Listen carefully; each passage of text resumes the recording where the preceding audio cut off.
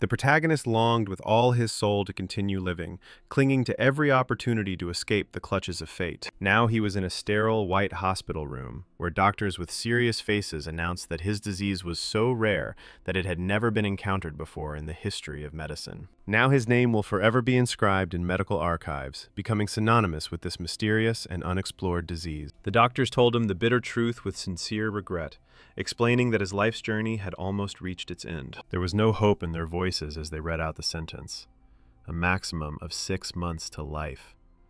And with those words, they literally cut the ground from under his feet. Having left the hospital walls, he wandered through the city streets like a ghost, not noticing the cars, the people, or the bustle that reigned around him. He couldn't quite comprehend that all this was happening to him, as if someone's cruel prank had become reality. After all, he always worked tirelessly, like a worker ant, believing that his efforts would lead to the peace he deserved. After going through many trials, he was finally able to find stability, but now his life was breaking off like a broken string. As he crossed the crosswalk, he suddenly felt someone roughly push him, while shouting a warning about the danger. But he, completely immersed in his thoughts, did not pay attention to this and simply fell from an accidental touch, like a fragile doll. There was only one thought running through his head. How unfair it is when a death sentence comes unexpectedly, without the right to appeal. It is especially painful to realize this at the moment when luck finally smiled on him, because just the other day he won the best lottery of his life. He desperately wanted to live. He tried with all his heart to seize each day, because leaving this world was not at all in his plans. With tears in his eyes, he silently begged fate for mercy, ready to be happy under any circumstances, if only he would be allowed to remain in this world. However, even despite this desperate desire, he was not eager to cling to life if it turned into endless agony. Ultimately, his existence ended, only to begin anew, now in a new form, reincarnated as a skeleton who didn't even have the ability to relieve himself. Now he found himself in a dark and alien world, where greedy monsters attacked him from all sides, eager to tear him apart. But in this new body, he gained such incredible strength that he easily tore every enemy to pieces, swinging his weapon with astonishing accuracy. Even though there were already piles of defeated monsters lying before him, there was still something breathing in the darkness, lurking in anticipation of its chance. Before him towered a giant whose silhouette alone would have made an ordinary person freeze in terror. But the hero did not even flinch, only assessing how to quickly finish off this enemy. Without wasting any time, he pushed off the ground with a powerful kick, rising up like a shadow, ready to deliver a fatal blow. There was no fear in his mind, but only the joyful thought that the end of this crazy path was already near. However, in order to really put an end to the matter, it remained to remove this last obstacle. Without further hesitation, he carried out what he had started, sending the monster's head flying with one swift swing. The realization that this was the last enemy on his path brought him a rare sense of relief. Now all preparations are complete, and the oppression of the rebels has finally reached its climax. After reincarnation, his fate brought him to the very bottom of the demonic hierarchy. He became nothing more than a pathetic skeleton. However, this was only the beginning, and gradually moving up the ladder of power, he became the king of the undead, a lich capable of raising even the most desperate demonic criminals from oblivion. Sometimes he wondered if he had now become completely bald. But as the Demon King, such trifles no longer mattered to him. His new subordinates chanted their ruler's name, praising his cunning and treachery, but constantly called him Isaac. This irritated the hero to the depths of his soul, because his name was Isaac, and he was already tired of explaining to these blockheads what to say correctly. These blockheads couldn't even pronounce his name properly. But what was more important was that he was asked where he was going, and he answered without a shadow of a doubt that he was going to get his well-deserved reward. All he wanted now was one thing: to finally eat some food. Even the most disgusting one, and, damn it, to be able to use the toilet again like a normal person. Soon, he set foot on the sacred land of the Divine Kingdom, where his main goal was to be fulfilled. Without further ado, he announced to those present that he had destroyed all the enemies who stood in their way, and now, according to the agreement, they were obliged to return him to human form. In response, the interlocutor only raised his eyebrows in amazement, asking whether he had really already finished with everyone, since it was assumed that this would take at least 500 years. Somewhere nearby, a girl was whispering to someone, discussing how all the high-ranking nobles were now forced to work for him without pay. And then Isaac noticed with irritation that he could hear every word they said perfectly well. He didn't understand why everyone was still stalling, when it had originally been said that if he fulfilled his part of the deal, he would be made human immediately. However, instead, he was suddenly asked a new question. Would he agree to do one more small task? Even as a skeleton, he could clearly see that these tricksters would never stop, and perhaps it was time to show them who was really the boss. His patience snapped, and he shouted furiously, demanding to know why the hell they were trying to make him a slave.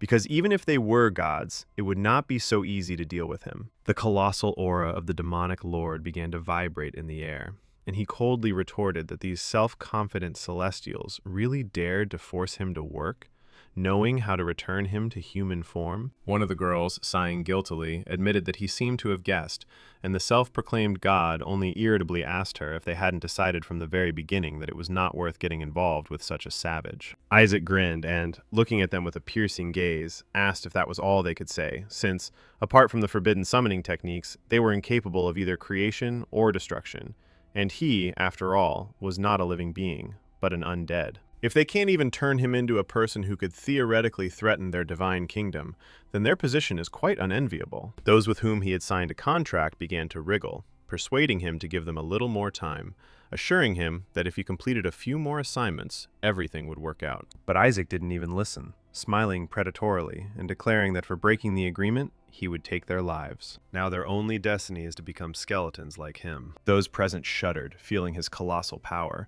realizing that this demon was capable of raising them to dust with one wave of his hand. He merely chuckled as he began his attack, allowing his destructive power to flow out. But suddenly something went wrong.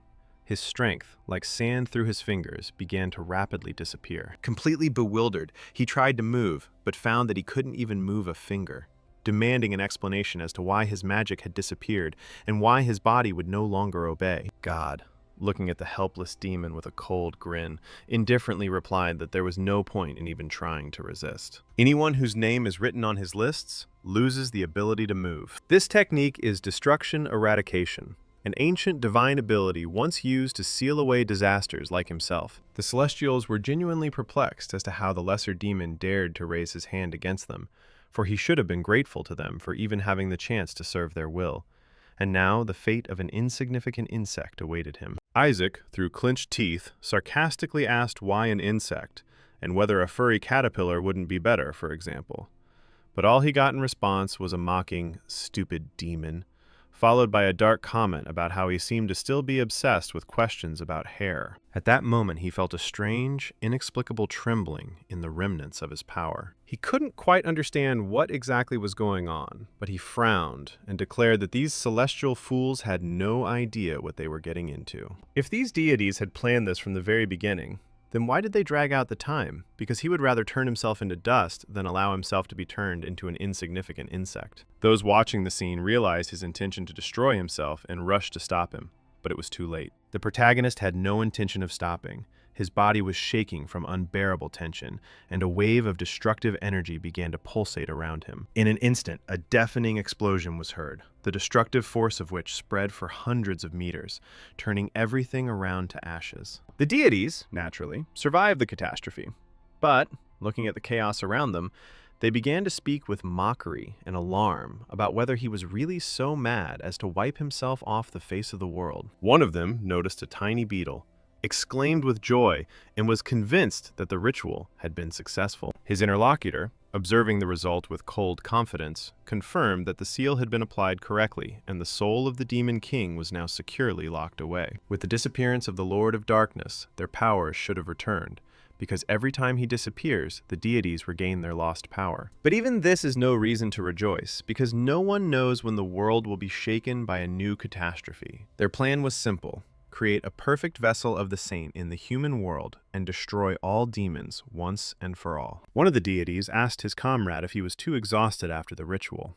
but he only waved it off carelessly and stated that the most important thing now was to select a soul for the incarnation of the saint. At that very moment, his fingers closed on the body of the beetle, in which he recognized, without a shadow of a doubt, the captive Demon King. Now this unfortunate man will be forever imprisoned in the form of a miserable insect until he realizes the futility of his existence. The first thing the protagonist saw after the flash was endless darkness, and in this darkness his thoughts raced chaotically, realizing that he had been deceived and deprived of everything. Perhaps he had become more stupid because his mind was now trapped in the body of a skeleton, although he had no particular desire to think about it, especially when a blinding light flashed before his eyes. Just when he thought he had no more hands, he saw two small hands in front of him, like those of a baby, and was surprised to feel the softness of the skin, the warmth, and the beating of life inside this body. It was unthinkable, but it seemed he was back in human form. What a vile game those who hate him more than anyone else in the world have started, because surely they made a mistake when sealing it. His train of thought was interrupted by a gentle female hand lightly touching his face, and then the girl leaning over him called him a saint and joyfully announced that he had finally woken up. Judging by her clothes and manners, she was a maid, and the man standing next to her remarked with a slight grin that it would be much better if he slept longer. Isaac was confused, wondering if these people were nannies or executioners, and if he was truly human again. Suddenly, the expressions on their faces changed, and with a sigh of feigned regret, they declared that, although it was unfortunate, their duty came first, and therefore, even if the saint had only just awakened, his time had already passed. With dispassionate resignation, they informed him that he would have to fall asleep again, but this time, forever. At that moment, he noticed how one of the hands was clutching a small bottle in which a strange green liquid was splashing, giving off an ominous sheen. There was something terrifyingly absurd in the realization that he had just been killed, then reborn, and now they wanted to send him to the next world again. The man, without wasting any time, abruptly brought the ill-fated bottle to his lips, determined to do his job. However, Isaac squirmed with all his might, jerking his head from side to side, just to avoid touching the suspicious substance. The man holding him frowned and asked, with a hint of genuine horror, why he was refusing to drink. But Isaac couldn't believe the man was serious. He'd just acquired a human body, and now they were expecting him to voluntarily swallow something suspicious? He was given clear instructions to behave with dignity, open his mouth, and humbly accept his fate. But this option did not suit him at all. However, what shocked him most was not this, but the fact that the stranger called him Isaac. The idea that he was titled King Isaac seemed like a ridiculous mistake, since his real name was Isaac, and it could not be a coincidence. Apparently, when the deities were performing the exorcism ritual, someone made a simple mistake in spelling the name. Now everything fell into place. The seal had not worked, and instead of disappearing, he was reborn in the body of his namesake. So it turns out that these self-confident divine idiots ruined everything because of one tiny typo. While he was trying to comprehend what had happened, a bottle was mercilessly forced into his mouth. Gathering all his strength, he desperately resisted, pressing his lips together, until the man, becoming increasingly irritated, demanded help from his accomplice, not understanding where the baby got so much power from. However, as soon as a drop of liquid hit his tongue, he realized that it was just vegetable juice, albeit so disgusting that it looked more like scraps from the kitchen table. He had not yet had time to properly get used to the new body, but he already felt some ominous premonition awakening within him. At this time, in the heart of the Holy Empire of Hela, within the walls of the Central Eastern Temple, they were preparing to receive important news. The Holy Father walked slowly through the church, anticipating the moment when he would be informed that the boy had finally left this world. Suddenly, another man appeared in the bishop's path, and with a smile announced that he had good news worthy of the bishop's own ears. It was none other than the emperor of the Holy Hellen Empire himself, Alexander Heathcliff Hela, a majestic figure whose presence caused those around him to stand in awe. The representatives of the church, not daring to show disrespect, bowed before him, greeting the one they called the shining sun of the empire. However, Alexander, who could not stand empty flattery, immediately asked a direct question. What was the bishop doing here, and why were such important matters being decided without him? The old man, with a submissive expression on his face, replied that Joshua's family had come to greet the candidate for sainthood, as the Holy See was extremely concerned about his fate. The emperor nodded, instantly grasping the essence of what was happening, and calmly said that if it was a saint we were talking about, then he himself must personally make sure that everything was in order. After all, if a saint is left in the care of the papal throne and something suddenly happens to him, the consequences will be far from rosy. His interlocutor, feigning bewilderment, was about to answer, but at that moment a loud, piercing cry was heard, causing everyone to become wary. The scouts immediately reported that the scream was coming from the room where the candidate for the role of saint was located, and the bishop, unable to hide his pleasure, only smiled wryly. However, Alexander did not waste any time. He burst into the room and demanded to know where the boy was. A maid appeared on his way and, stammering, explained that she had screamed not out of distress, but out of tenderness. Her eyes shone with delight as she asked everyone, with a trembling voice, to pay attention to this little angel. After all, he eats so well. Beaming with pride, she pointed to the empty bottles, declaring that the baby had already drained 15 servings of vegetable juice, which shocked the bishop. He simply couldn't believe what was happening, how the boy was still alive after such a monstrous dose. After all, if anyone knew the true nature of this juice, it was him, and a barely noticeable worry flashed in his gaze. Just a few minutes ago, Isaac felt something sinister slowly creeping into his body. But he didn't panic. And then, a moment later, he realized that this feeling was familiar to him. Sviatolip is a deadly poison that mercilessly destroys the holy energy in the bodies of servants, acting gradually but surely, and if the dose is exceeded, inevitably leading to death. However, the boy only smirked, realizing that he could turn this poison to his advantage, turning it into pure demonic mana. Just imagine, they, without even realizing it, literally charged him, the demon lord, with such powerful energy for free. Well, since they're so generous, let them bring more. He'll drink it all down to the last drop. After drinking the contents of one bottle, the boy shouted, trying to get another bottle to be brought to him. The man asked if he really wanted more. This made him happy, and he said that he would gladly give it to the baby. The more he drank, the better it would be.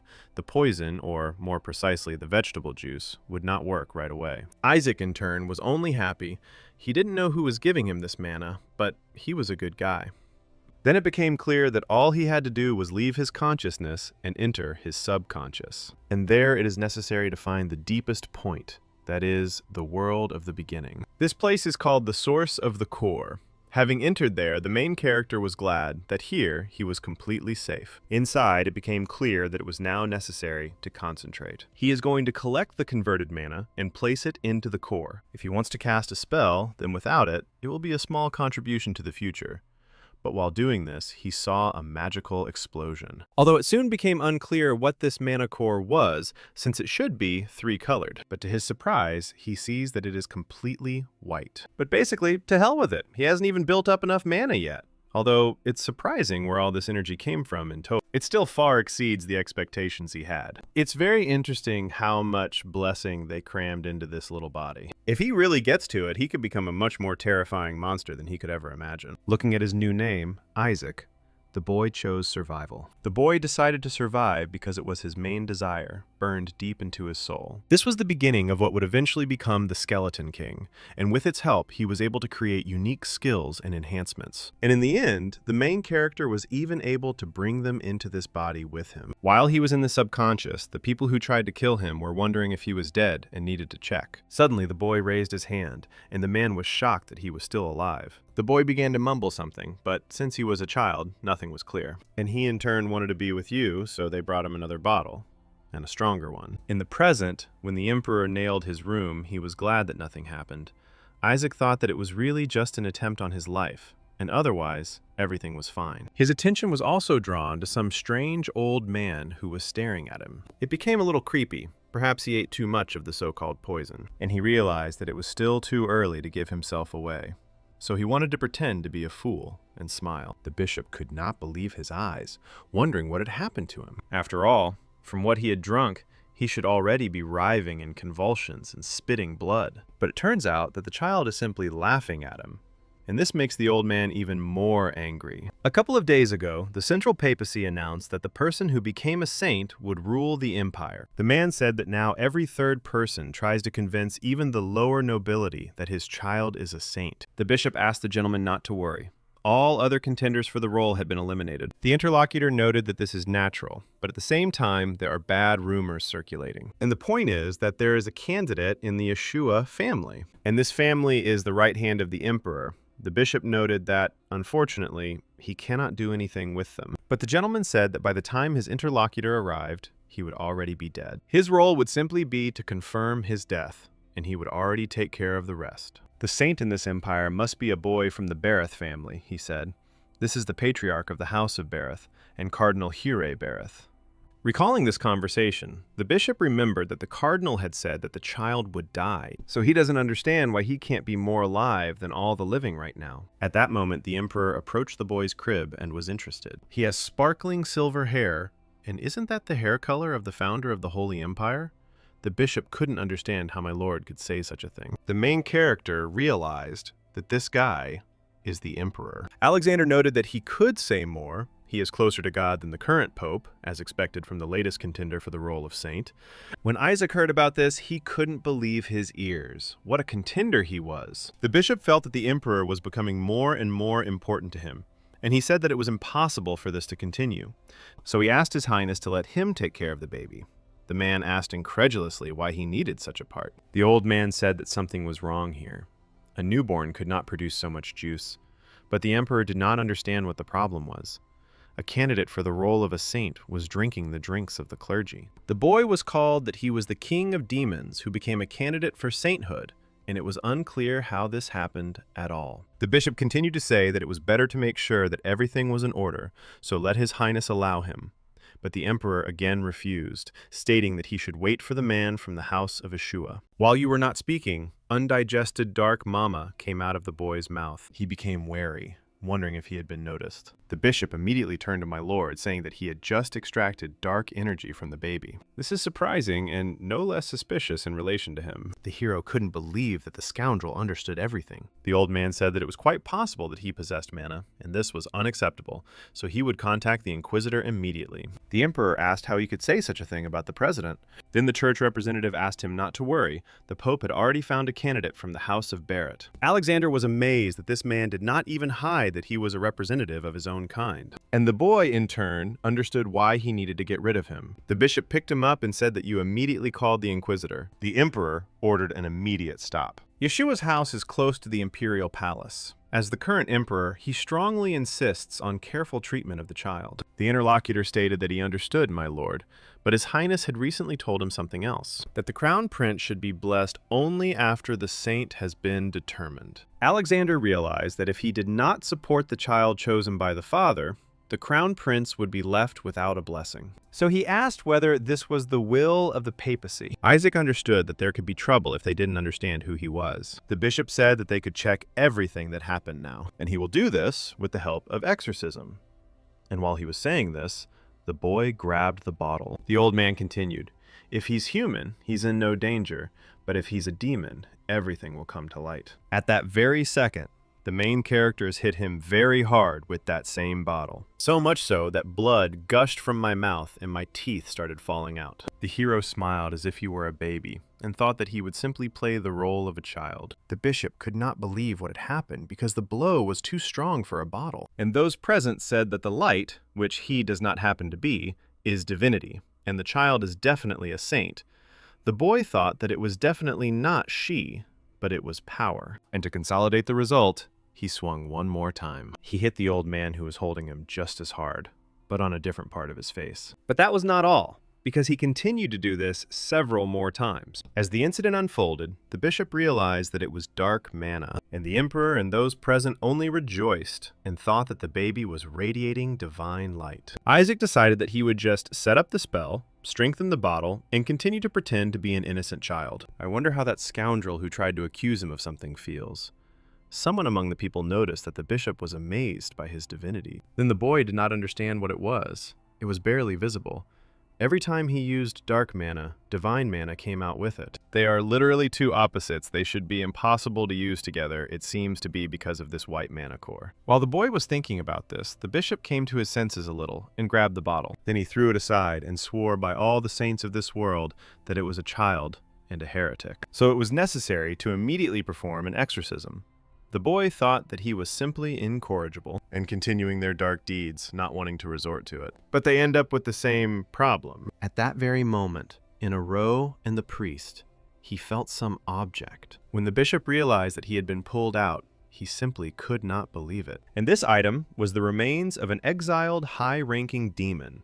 That is, a totem. It is an item that has inherited the demon's ability to absorb the powers of their own kind. which he wears in case of a demon attack. The old man could not understand how this baby could know about him in general, but he was even more shocked at the moment when the boy threw the object aside. At that moment, Isaac wanted that bastard to watch closely, because he couldn't leave him alone. And now it was the protagonist's turn to attack him. When the demonic hand fell to the ground, he used his power, and a demon burst out of it. While the emperor and his knights were bustling about, the boy was wondering how the bishop was now planning to fight back. One of the knights asked where the shadow lich could have come from, and the emperor immediately turned to Bishop Masa, asking what all this meant. A demon in the temple? Had he really gone mad? The old man, perplexed, asked if he hadn't seen this child take his totem. The man said that he had seen it, but this topic should hold back the demons, so why did he suddenly resurrect him? He then ordered the guards to protect the baby from the demon, as well as the bishop. They immediately took it away from the priest. While Masa couldn't believe what was happening, the hero was glad that this scoundrel was getting what he deserved, and now they will see how strong this bishop is. Suddenly the demon, who was being held back by the guards, began to scream to kill the saint. He tried to get out and attack him to kill him. At the same time, the knights were ordered to protect the young master. Isaac couldn't understand what was happening. He must have gone completely crazy. Then he was brought back to life, so why was he suddenly attacking him? Although he is protected by flowers and knights, so everything should be fine. But when they began to fall one after another, the boy wondered if they were really stronger. The demon continued to attack, saying that the saint had to be killed to save the imprisoned king. Because of this, the main characters realized that they first needed to get rid of him. His own mana is unlikely to be noticed in this confusion. Life began literally just recently, and every second person wants to take his life. So he also saved this demon, and he gives him this kind of payment for his generosity. Using his power as the Demon King, Isaac showed his aura and strength. Then the demon who attacked him realized that the Skeleton King was in front of him. At that moment, something began to happen to the baby's body. It literally began to emanate divine energy. Those present also could not understand what was happening. But here a dark creature in the form of a demon was being burned by the divine power. Therefore, he had no choice but to run away from this place. One of the priests shouted that the demon was running away, which meant that it was definitely holy power, and Lord Isaac had killed the higher demon. It's amazing, and he's still so young. The main character himself didn't understand what the hell was happening. It turned out to be reality, a holy force. It was unclear what was wrong with this matter, and soon the divine energy ran out. Then he wondered if his mana deduction could have been transformed into a holy power by the prototype, although it is unclear what kind of thing he needs to collect from the Holy Empire. You can't find it even with fire. While he was thinking about the bishop, they tried to seize him, and he screamed to be let go. This child they are protecting is a heretic who wields demonic power. It is unclear how a demon dares to infiltrate your empire. He then asked my lord to allow him to prove it. As soon as he performed the exorcism, he would see everything. But Alexander told him to stop accusing the innocent pretender of heresy and calling upon the highest demon present from their knights of the empire. Even as a member of the Holy See, he certainly cannot escape punishment. Despite the whole situation, the old man realized that the seeds of doubt had been sown in his mind, so he would soon find out about the spy. And if this happens at the Holy See, there could be problems. Because of this, even at the cost of his own life, he is going to save his family. Therefore, using his power, he summoned a monster and was going to at least finish off the challenger. The magical creature immediately rushed towards the boy. The hero wasn't worried, thinking, what a stubborn ass he is. He finally showed his fangs. Does he seriously think that this weak attack will finish him off? Although he soon realized that everything was not so simple, where his mana ran out. When it turned out that there was no way out of this situation, someone from outside came to the rescue. It was a man who was angry and asked who dared to harm the child of Yeshua. It turned out that it was Divine Azure, which meant that the Knights of Yeshua had arrived. And in their minds was precisely the seventh son of the House of Relai, Yeshua. Upon arriving there, he immediately ordered the bishop to be placed under guard, but he screamed to be let go and did not understand how they dared to touch him. Isaac thought that he had heard this name somewhere before. At that moment, Relai asked his knights to show respect, as they were greeting the son of Yeshua, and they all immediately knelt down. And the man apologized for being late in front of Isaac. The boy really liked this. He is respected, and this is much better than the Imperial Knights. Relai said they didn't expect to be forgiven for being late, but they still brought him a gift. The boy thought it was gold, and they brought him a whole bar. But in the end, he was presented with a figurine of the Skeleton King on the scaffold, and this very figurine was very similar to his previous skeleton body. The hero was brought not even one. There is one where they burn him alive, and there is one where they beat him to death.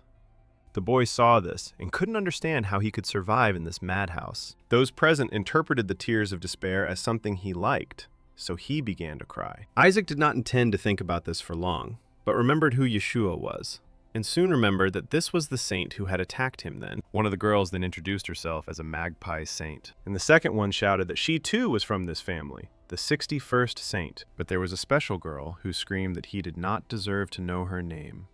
The hero knew that they were all from Yeshua's family. Although there is nothing good about him, not only is he a candidate for the role of a saint, but he was also born into a family of saints. It is unclear what sin he committed in his past life. At that moment, the bishop shouted that Yeshua was cursed.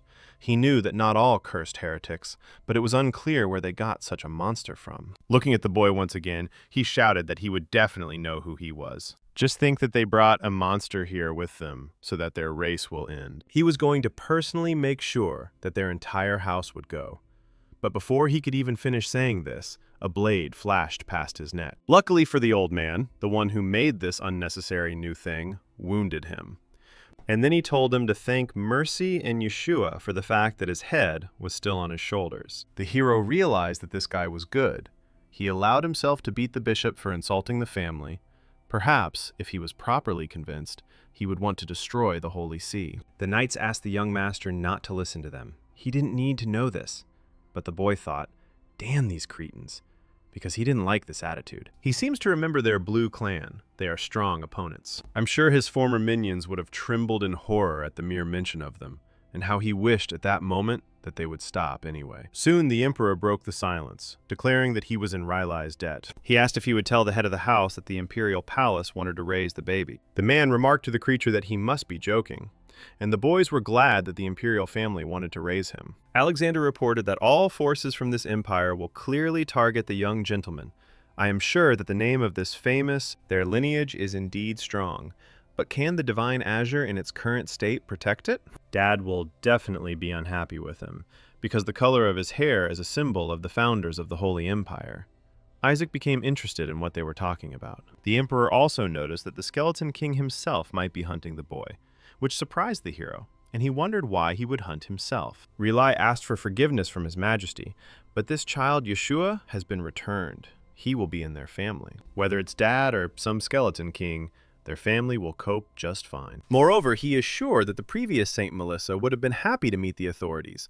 The emperor noted that he would not even argue. Then the interlocutor asked how they could allow the direct heir of Saint Melissa to grow up in the imperial family. This name was very familiar to the boy. He wondered if this was the same one with whom he fought before entering the world of the gods, the one who had gone crazy. It turns out that he is not only a pretender born into a family of saints, but also a direct heir to Melissa, which made it even harder to understand what kind of life this is. Speaking of the saint, after countless defeats against the Skeleton King, saints were created as the strongest possible weapon. The hammer of the gods, the punisher of evil, the pure power that carries divine light in the main luminary of the Holy Empire, the highest rank of Knights of Light. Seeing their incredible power, everyone believed that the Skeleton King's days were numbered.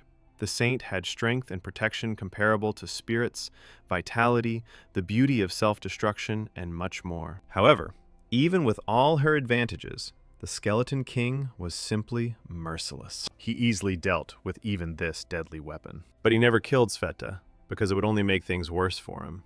If he killed the saint, her holy energy would return to the gods. In that case, he would not be able to invest it in a new, more powerful saint. But the last saint was terrifyingly strong, the boy thought to think. Only, it is possible that she is now his ancestor. Railai said that the saints exist solely to kill the Skeleton King, and only their family produces saints. So their goal is to fulfill God's will. He is confident that Yeshua is more capable of protecting this child. The knight of this family stated that this was true, and whether they knew how many saints had died at the hands of the Skeleton King, the hero thought that they were lying, because he had not killed anyone. Then they started blaming her for locking the saint in the labyrinth because he thought she was weak, or for the 5 dying from stress. But the boy continued to think that he was not to blame for everything. And it was true. Seeing his anger, Railai told him not to worry. Even if he was cursed, they would protect him.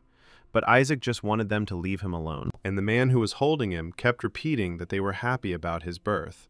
His parents wanted only one thing from him, and this is so that he does not grow up as evil as the Skeleton King. Isaac understood that these were parents he didn't even know, and he was already mentally apologizing for letting them down. The emperor then asked his interlocutor to think it over again. The king's skeleton had already been sealed 150 years ago, which surprised the boy, and he thought that Melissa was already dead. Alexander said that during this time, the demons had gathered their strength. Saints were needed not only by the Holy Empire, because their power was indescribable, and the imperial family was no exception. But at the moment, the saint is no longer with the family, and Yeshua is no longer there. A year has passed since the saint gave birth to this baby and disappeared with her husband. The boy was extremely amazed, realizing that his mother was also a saint. Riley said that maybe she was gone, but the matriarch was still strong, and their family would protect him. Isaac thought that nothing could surprise him anymore. His mother was a saint. Much more surprising. Suddenly, the knights began to discuss whether Madame Melissa had gone to deal with the Skeleton King's minions. She would return soon, and the matriarch would be glad to see her grandson. The protagonist was completely shocked, and Alexander said that it would be a long time before she returned. It seemed the baby was not well. Was everything okay with him? Isaac himself knew that he was not okay at all. He just found out that his main enemies were still alive. As soon as Melissa finds out who he is, he will get a hammer on the head. The rest are still okay, but she is a completely different story. And in order to survive, he would like to go with the emperor, so he winked at him. The emperor said if they saw that he also wanted to go to the imperial palace. Rely said that the boy had simply gotten used to him. Alexander insisted that they could provide him with many opportunities, and that their mouth might be capable of raising saints, but they had never yet raised a bright boy. The interlocutor noted his destiny to become a knight exorcist, and Yeshua's family trains them better than anyone else. Besides, he is the first holy man in the world. It is unclear where the imperial family suddenly acquired experience in raising them. While the men were trying to divide the boy, he begged the Lord to deliver him from these crazy people. He thought that he had already decided that he would go to the emperor, so that was enough. And also the light of survival came from the emperor from the very beginning, which means that with him, the chances of survival are much higher. This opportunity cannot be missed. Suddenly, the emperor said that this was a wise choice for the baby. At night, the bishop sometimes justified himself by saying that he was innocent, that the monster used manna and was the spawn of demons. The one who judged him said that holy power is bestowed by the gods. So does he really mean to say that the gods have bestowed it on a miserable demon? The old man saw the weapon in front of him and shouted that he definitely saw manna, or, in their opinion, he could have confused manna and holy power. He was then informed that the Holy See had already passed its sentence. When the blade reached the man's neck, he knew he was finished, and the cardinal continued to say that this was blasphemy. After the bishop's murder, the subordinate informed his master that he was organizing another squad of assassins, but he replied that there was no need to do this. The emperor would take the child. There will be plenty of opportunities to get rid of him in the imperial palace, so he will definitely die this time. Now the main character was heading to Yeshua's estate. A couple of days ago, he didn't understand what this bright light was. Rely kept telling His Imperial Highness that their family's estate was not a very good place to raise children. Surely for him, but just empty, filled with demon corpses and mana cores. In this man, the boy saw survival that was so vivid. Riley noticed that the only thing worth noticing there was the corpse of the Skeleton King. The hero was surprised, thinking what kind of body this was. It was so unclear why these monsters needed it. And it's unclear why he didn't tell him about this earlier. Now he decided that he would be on Yeshua's side, so she smiled sweetly at her uncle, trying to tell them to go to them. Riley simply melted when he saw it with his own eyes. Thus, the main character thought that he had traded his life in the palace for the army, but there was nothing left to do if he wanted his body, and he had no choice. The body in which he had accumulated and purified old commands to be comparable to the gods. If he could return it, then 10th tier magic would not be a problem. Moreover, he had never seen such a vivid survival in his life, which meant that with his uncle at Yeshua's estate, it would be much easier to survive. While they were riding along the road, the knight asked why the Holy See needed the young master. The boy was also interested. Then Rely reported that a prophecy had been given. The gods said that the saint would become their son. And that means the next pope, and that's exactly it. That's why the House of Barrett is so eager to be the one whose child will become a saint. The hero was horrified, not understanding what the hell was going on. He knows very well that the Pope is the strongest cleric capable of using 10th tier holy magic. For the clergy and holy knights, he is undoubtedly the ruler. In the Holy Empire, his power is not inferior to that of the emperor himself. For thousands of years, all popes came from the same family, so it is quite understandable why they are so dissatisfied, and it also explains why other families go out of their way to prove that they are the saint. The boys' thoughts and the men's conversation were interrupted by a sound from the side. Relasa asked what had happened. The coachman noted that they had arrived at the duchy, but a problem had arisen. Guards stood on their way and informed them that entry to the duchy was closed. The boy did not understand what was happening now, but his uncle was very angry, saying, "How dare they do this? Don't they recognize the coat of arms of Yeshua?" They probably weren't taught anything at school, because suddenly the other person's expression changed. It turned out that they were not people at all, but most likely demonic creatures. They said that entry was closed because the holy child must die. The hero was horrified again, because he had forbidden them to go to human lands. It was incredible what this new demon king was doing. One of the demons reported that you pathetic humans listened attentively. Their king ordered them to kill all the saints. Isaac thought that it was true that a new king had ascended the throne, but he heard the words that the demon continued to speak. In the end, they were doing this in the name of the great skeleton king, Isaac. The boy was truly horrified. "I don't understand when he ordered them to do this," the demon said.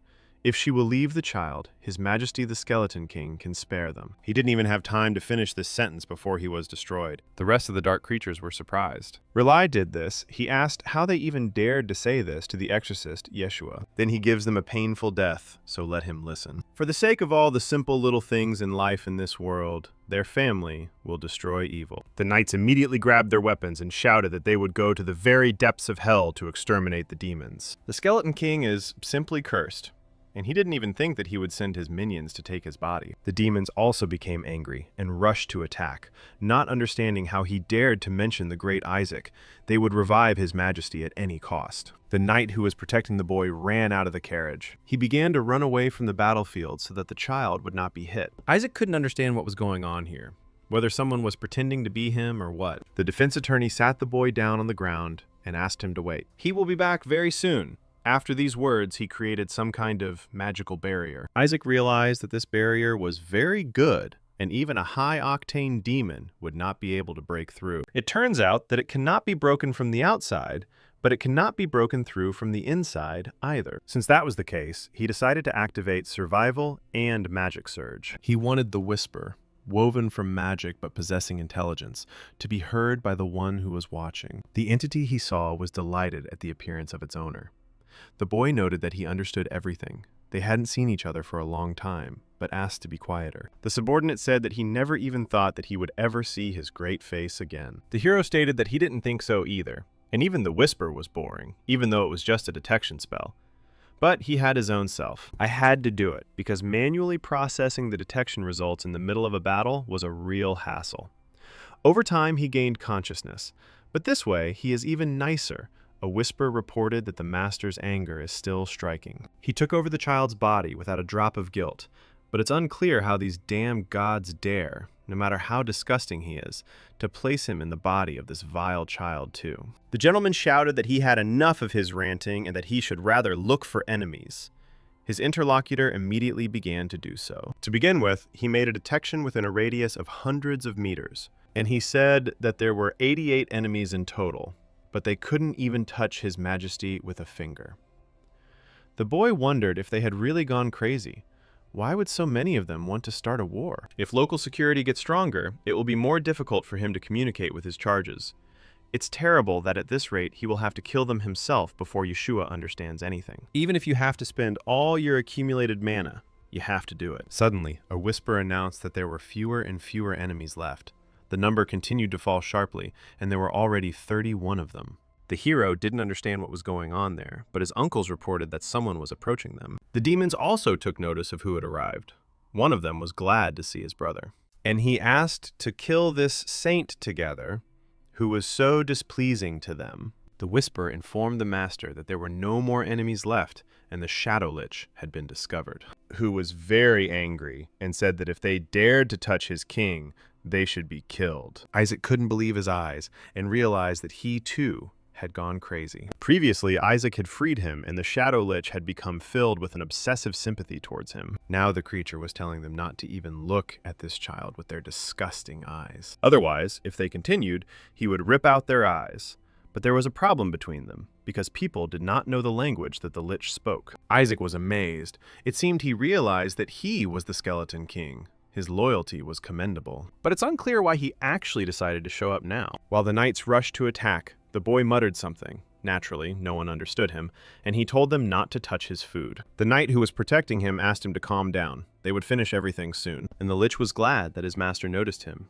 He now had a reason to live. After which, he immediately headed towards the master. Uncle noticed that he was heading towards Isaac, and that he needed to be stopped. The Lich said that these paladins were pathetic. It was unclear how they dared to lock him in this insignificant bubble, and the hero was glad that his subordinate noticed him. After all, he couldn't let his mana snack die, so he wanted the Lich to break this barrier. The subordinate, to his surprise, understood and immediately hit the barrier very hard. The knights present could not believe their eyes when the barrier was destroyed, and the Demon King praised the Lich for doing it. Then he touched him and said that now it was time for him to rest. The devoted ward did not understand why the master was treating him this way, and soon turned out to be a romantic artifact. Relay, like the others, was discouraged, thinking about how the boy had just compressed him into a totem. Instantly totemizing a demon is just wonderful. He is so good. It is a holy spell that can only be used by the strongest, such as saints or cardinals. Riley was not as happy as everyone else. He said that it was totemization, but he did not feel a drop of this power. The knight noted that convincing a person reveals his potential, and this Lich immediately rushed to the young master. He probably realized that the baby was a threat to his existence, and tried to get rid of him first. The young master is so great that he is definitely a saint. The commander understood that this man was right about this. The demons really had come for him. Even if he was not a saint, he was definitely special. But unfortunately, it is not clear why it is a boy. It must have been because of the Skeleton King's curse that he suddenly heard his war. He spoke as the captain of the divine Azure. He would protect young Master Isaac and the future of the house of Yeshua. This struck Relai, and he realized how stupid he had been. They fear the curse of the Skeleton King when the future of his house is very strange. So he suggested that Isaac go home. His uncle would teach him a lot of interesting things. He has incredible potential and will make a great paladin. Isaac didn't care about these paladins. They would have been better off giving him his old body. Suddenly, he heard his uncle say that even if he was not destined to live a long life, he would find a way to save him. And his name will become famous throughout the continent.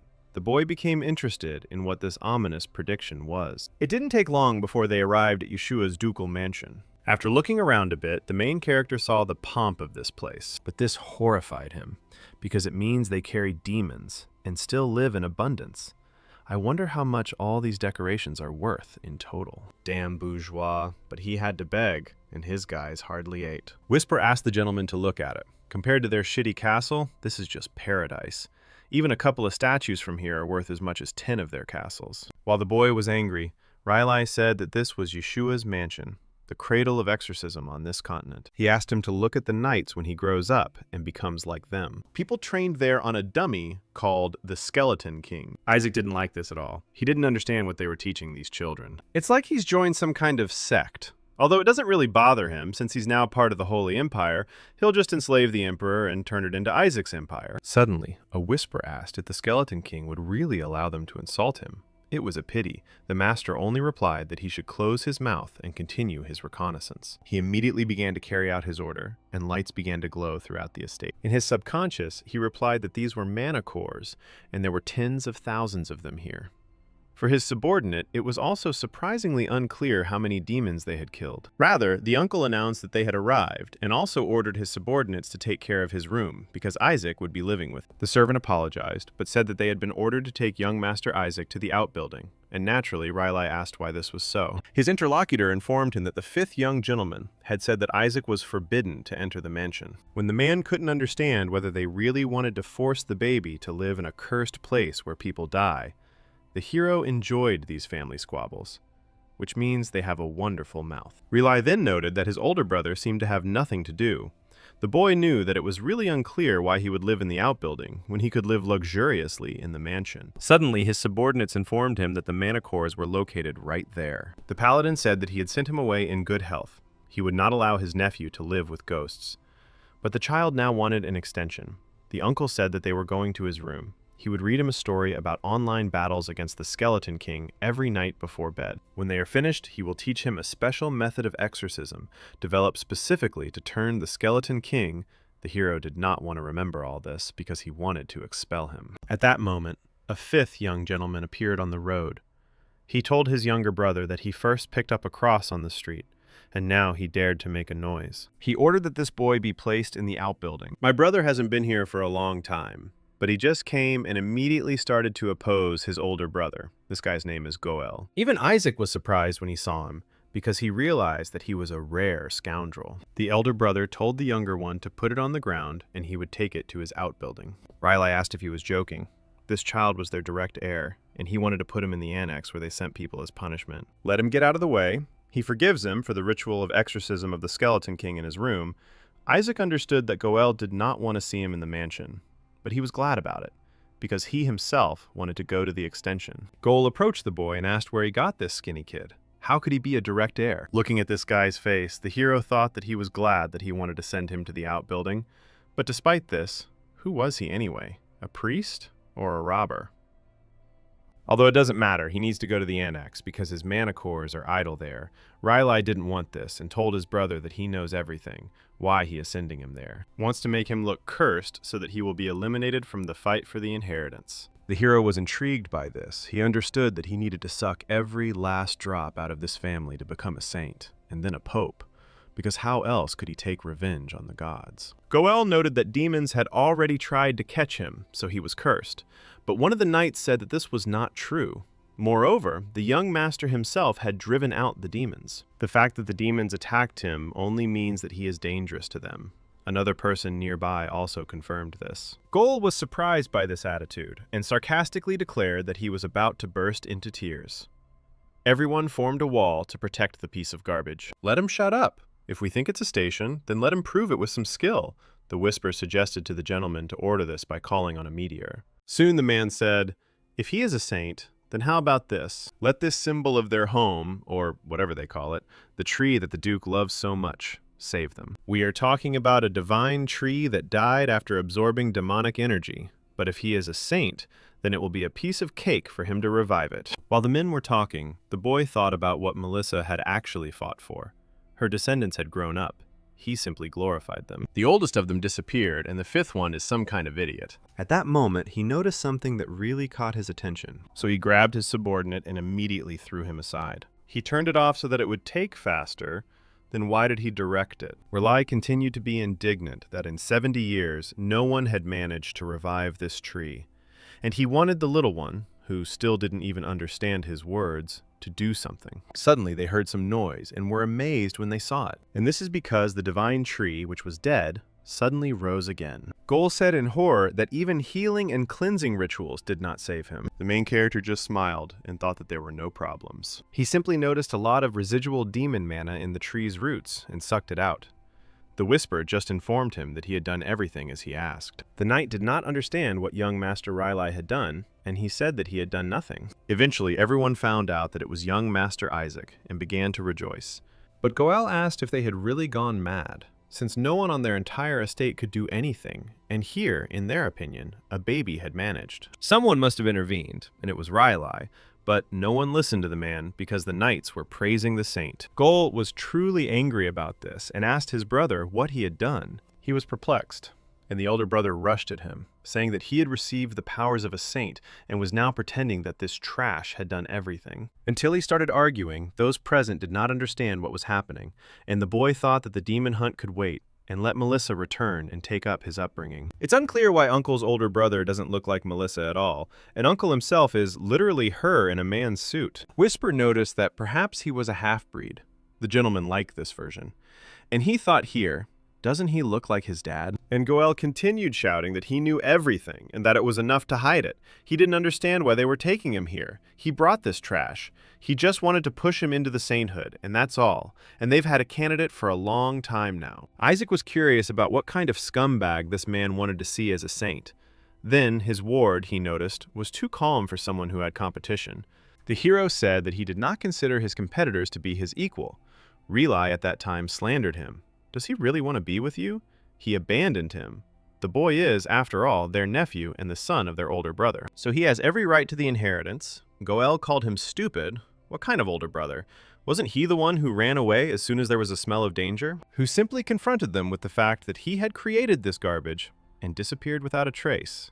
The boy understood why they treated him like a bastard. The man continued to speak, but he was probably the son of a saint.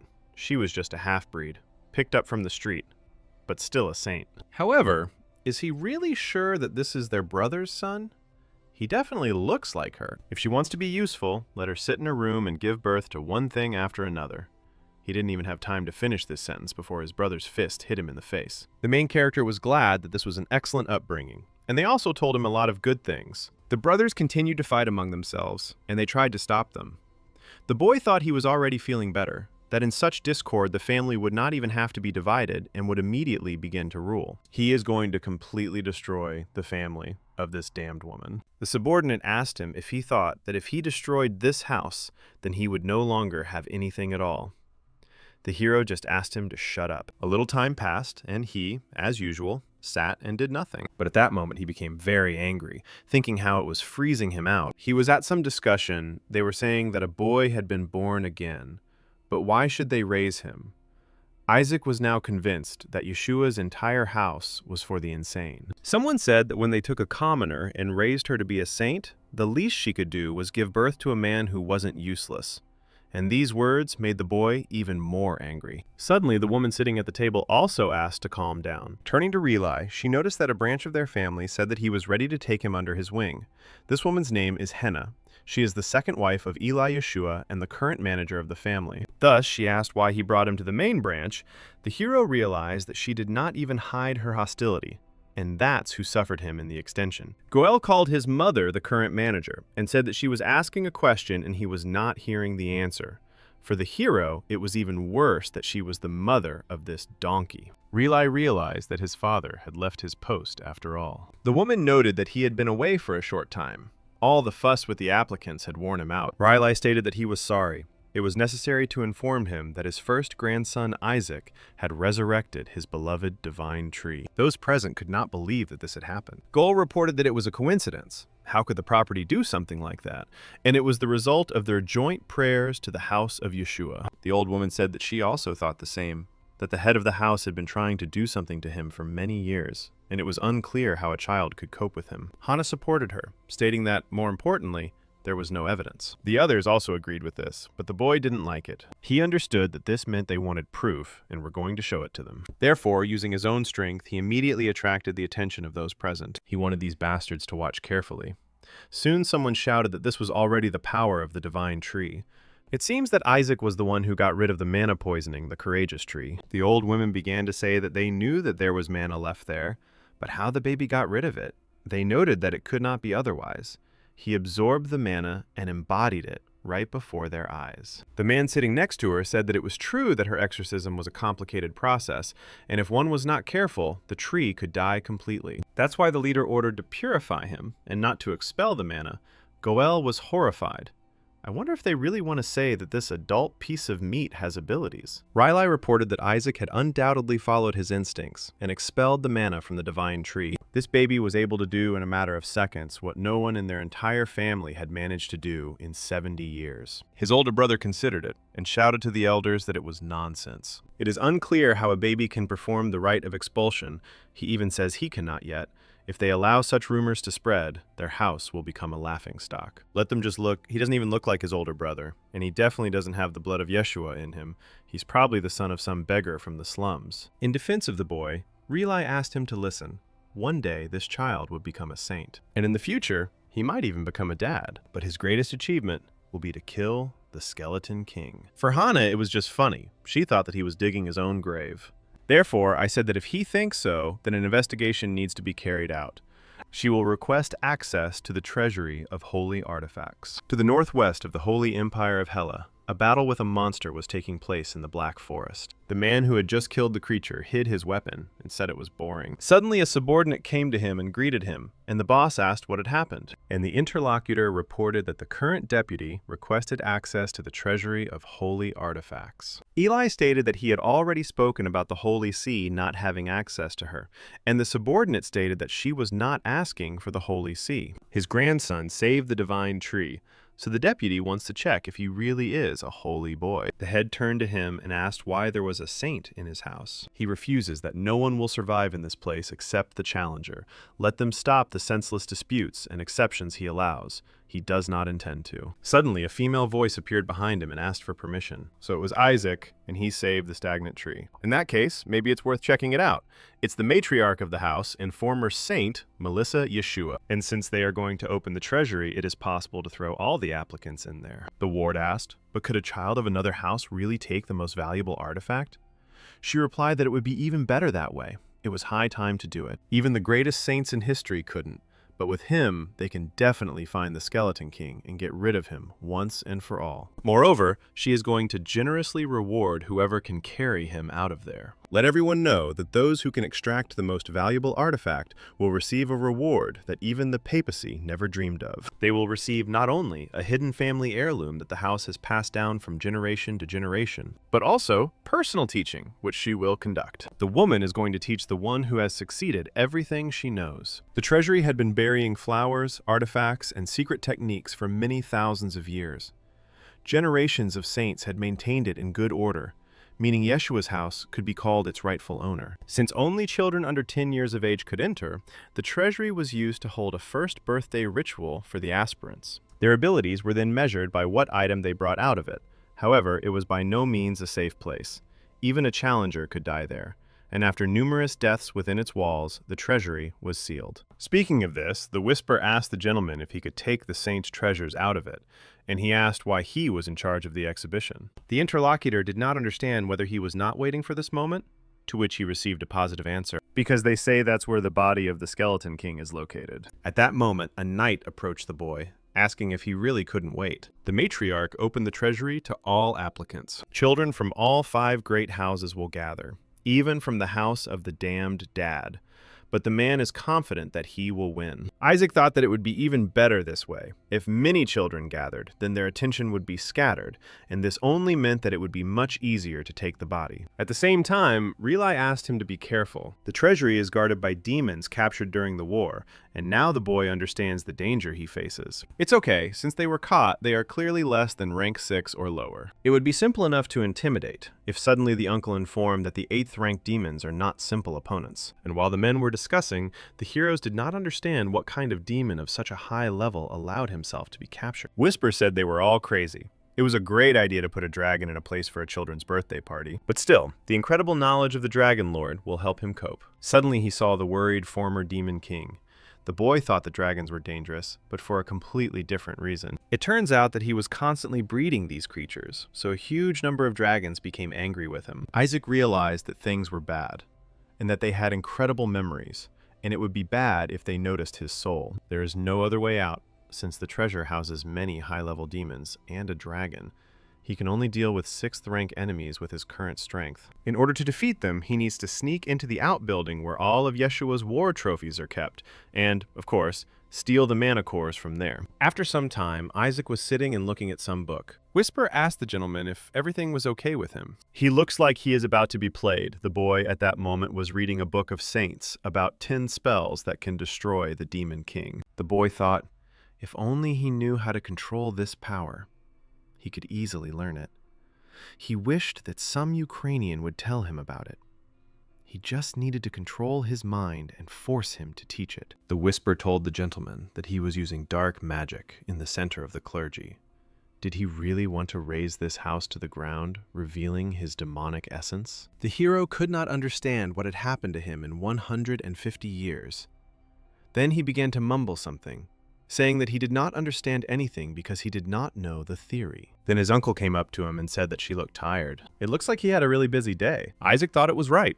Children his age should sleep 16 hours a day. Suddenly, the man next to him started doing something. It turned out that it was a holy restoration spell. The boy liked it, and wanted his uncle to use an attack spell next, but the Whisper asked him not to move. He would have liked to go to the outbuilding as soon as possible, and for them to leave. Then the hero would have understood that this was true. You need to escort these people as soon as possible. So he decided to fall asleep, whispering he didn't think that anyone would fall for such a pathetic acting performance. But the paladins were glad that Sir Isaac fell asleep so quickly. An amazing child. He was quick at everything. Then they began to leave the room so as not to disturb the baby. The main character's subordinate was surprised by them. Suddenly, one of the men said that there was something dangerous there, so they needed to take him with them. It was perfect that he reported that this was very valuable, this was Isaac's first totem, it needed to be protected. The boy thought that he had to resurrect his subordinate and wanted them to leave him. But in the end, they took it away from him, which was bad because the boy needed to have his mana pumped out of him. Although it's not so bad now, he can assemble it from the extension. So, just as he was about to carry out his plan, a Whisper asked if he really wanted to crawl all the way to the extension. The hero replied that he had a plan, so he simply asked to open the door. The subordinate said that he would do everything, but he couldn't carry him the whole way. Then he reported with surprise that his uncle had closed the door, the locking mechanism was on the outside, and even a light spell had been cast on it. Isaac ordered to break it, but his ward noticed that they would think that they were attacked and would come running here. This made the hero even more angry.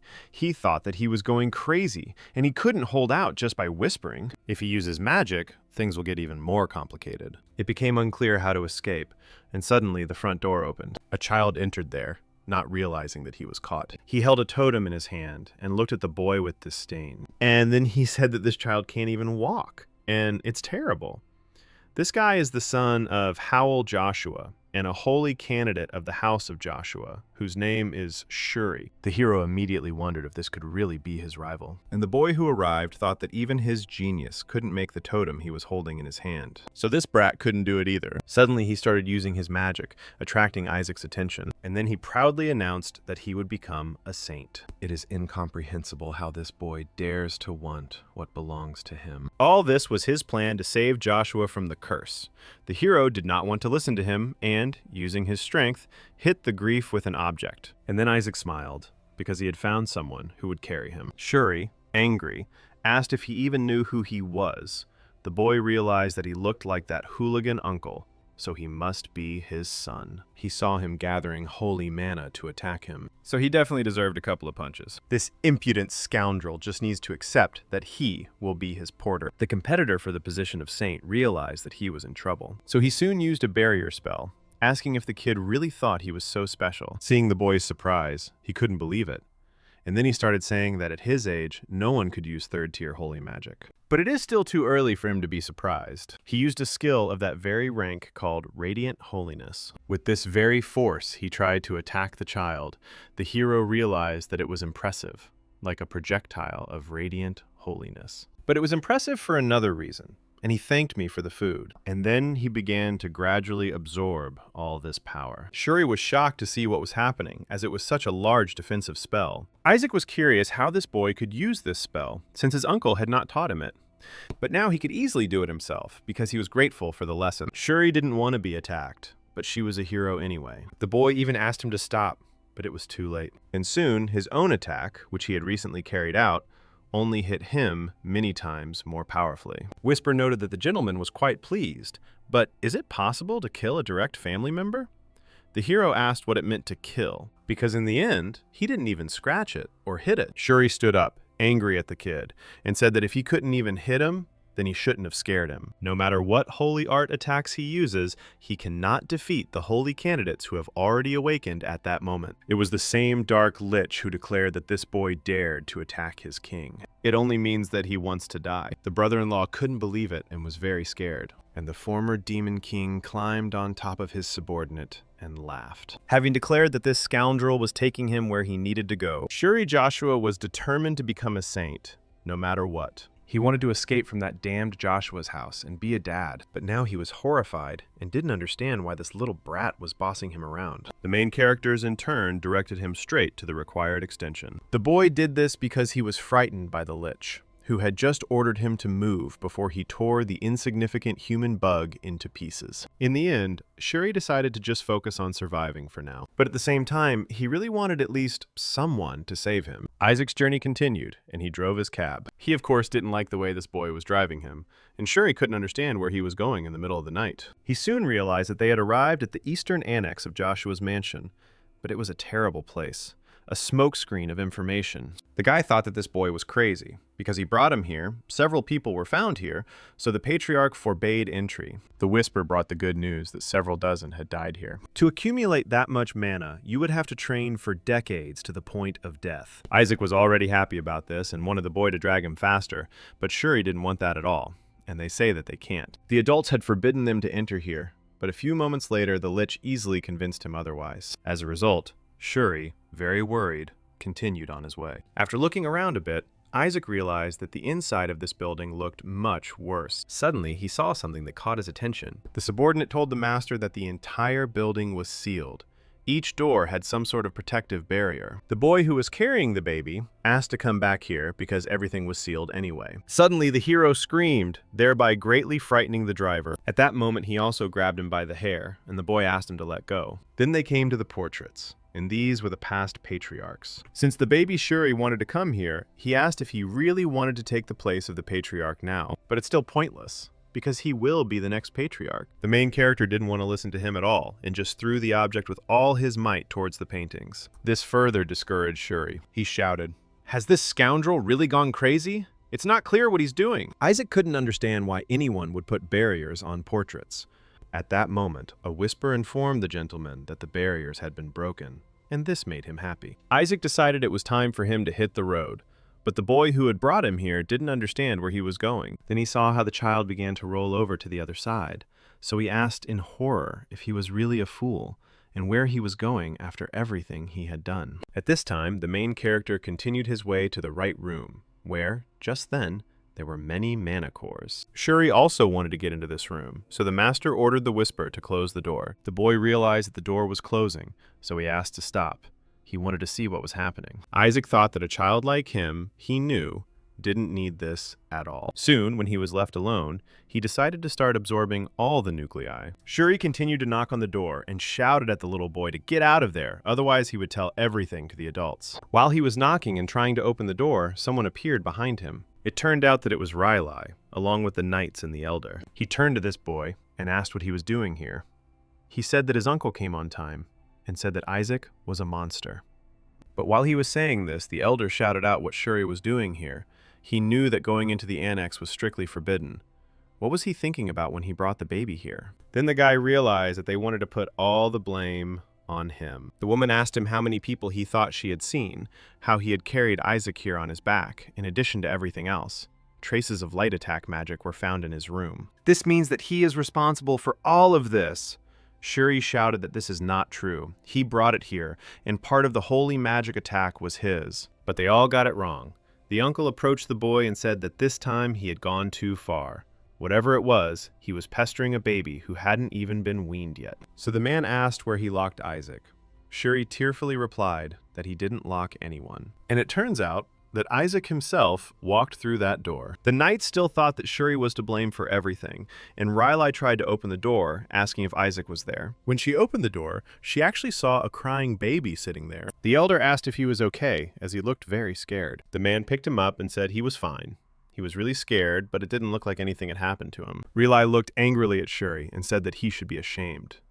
The boy tried to justify himself with tears in his eyes. At that moment, Isaac looked at him smiling, and thought that thanks to him, he was full to the brim. Shuri was horrified that this guy was even gloating over him, and while the elder was scolding him, Isaac thought that there were more mana cores than he expected. He received as much mana as it would take 100 years of training to obtain, all in one go. In the end, with such a quantity, he will finally be able to implement that plan. It took time, and the uncle told the boy that he would like to introduce him to someone. The girl next to him is called Aseli, and she will also be his assistant. She introduced herself, stating that she was a paladin of House Joshua Aseli Lark, will serve the master until death. The hero was surprised and realized that they had assigned someone to follow him, probably because of what happened last time, so he turned to the girl. He wanted to say that she was fired, but because he couldn't speak, he just mumbled something. The uncle and the girl who were looking at him were amazed. The assistant then turned to young Master Riley. She asked with admiration if she could cuddle the baby. He clearly hadn't expected such a hero, although, in his opinion, there were only crazy people in this house. Then the uncle took out some ring from his pocket and said that it was a gift for him. Seeing him, Isaac wondered if he had found him in a trash can. Whisper noted that he had thought it was just a thought, but it seemed like Joshua's family was really going through a financial crisis. It is unclear how this could be considered a worthy gift for its owner's first birthday, but suddenly, Aseli was surprised and declared that this relic was holy. This already interested the boy, and his uncle said that he had specially purchased it from the council for Isaac. I looked at the ring, hero. I realized that it was real. The ring that the saints used in the battle against him.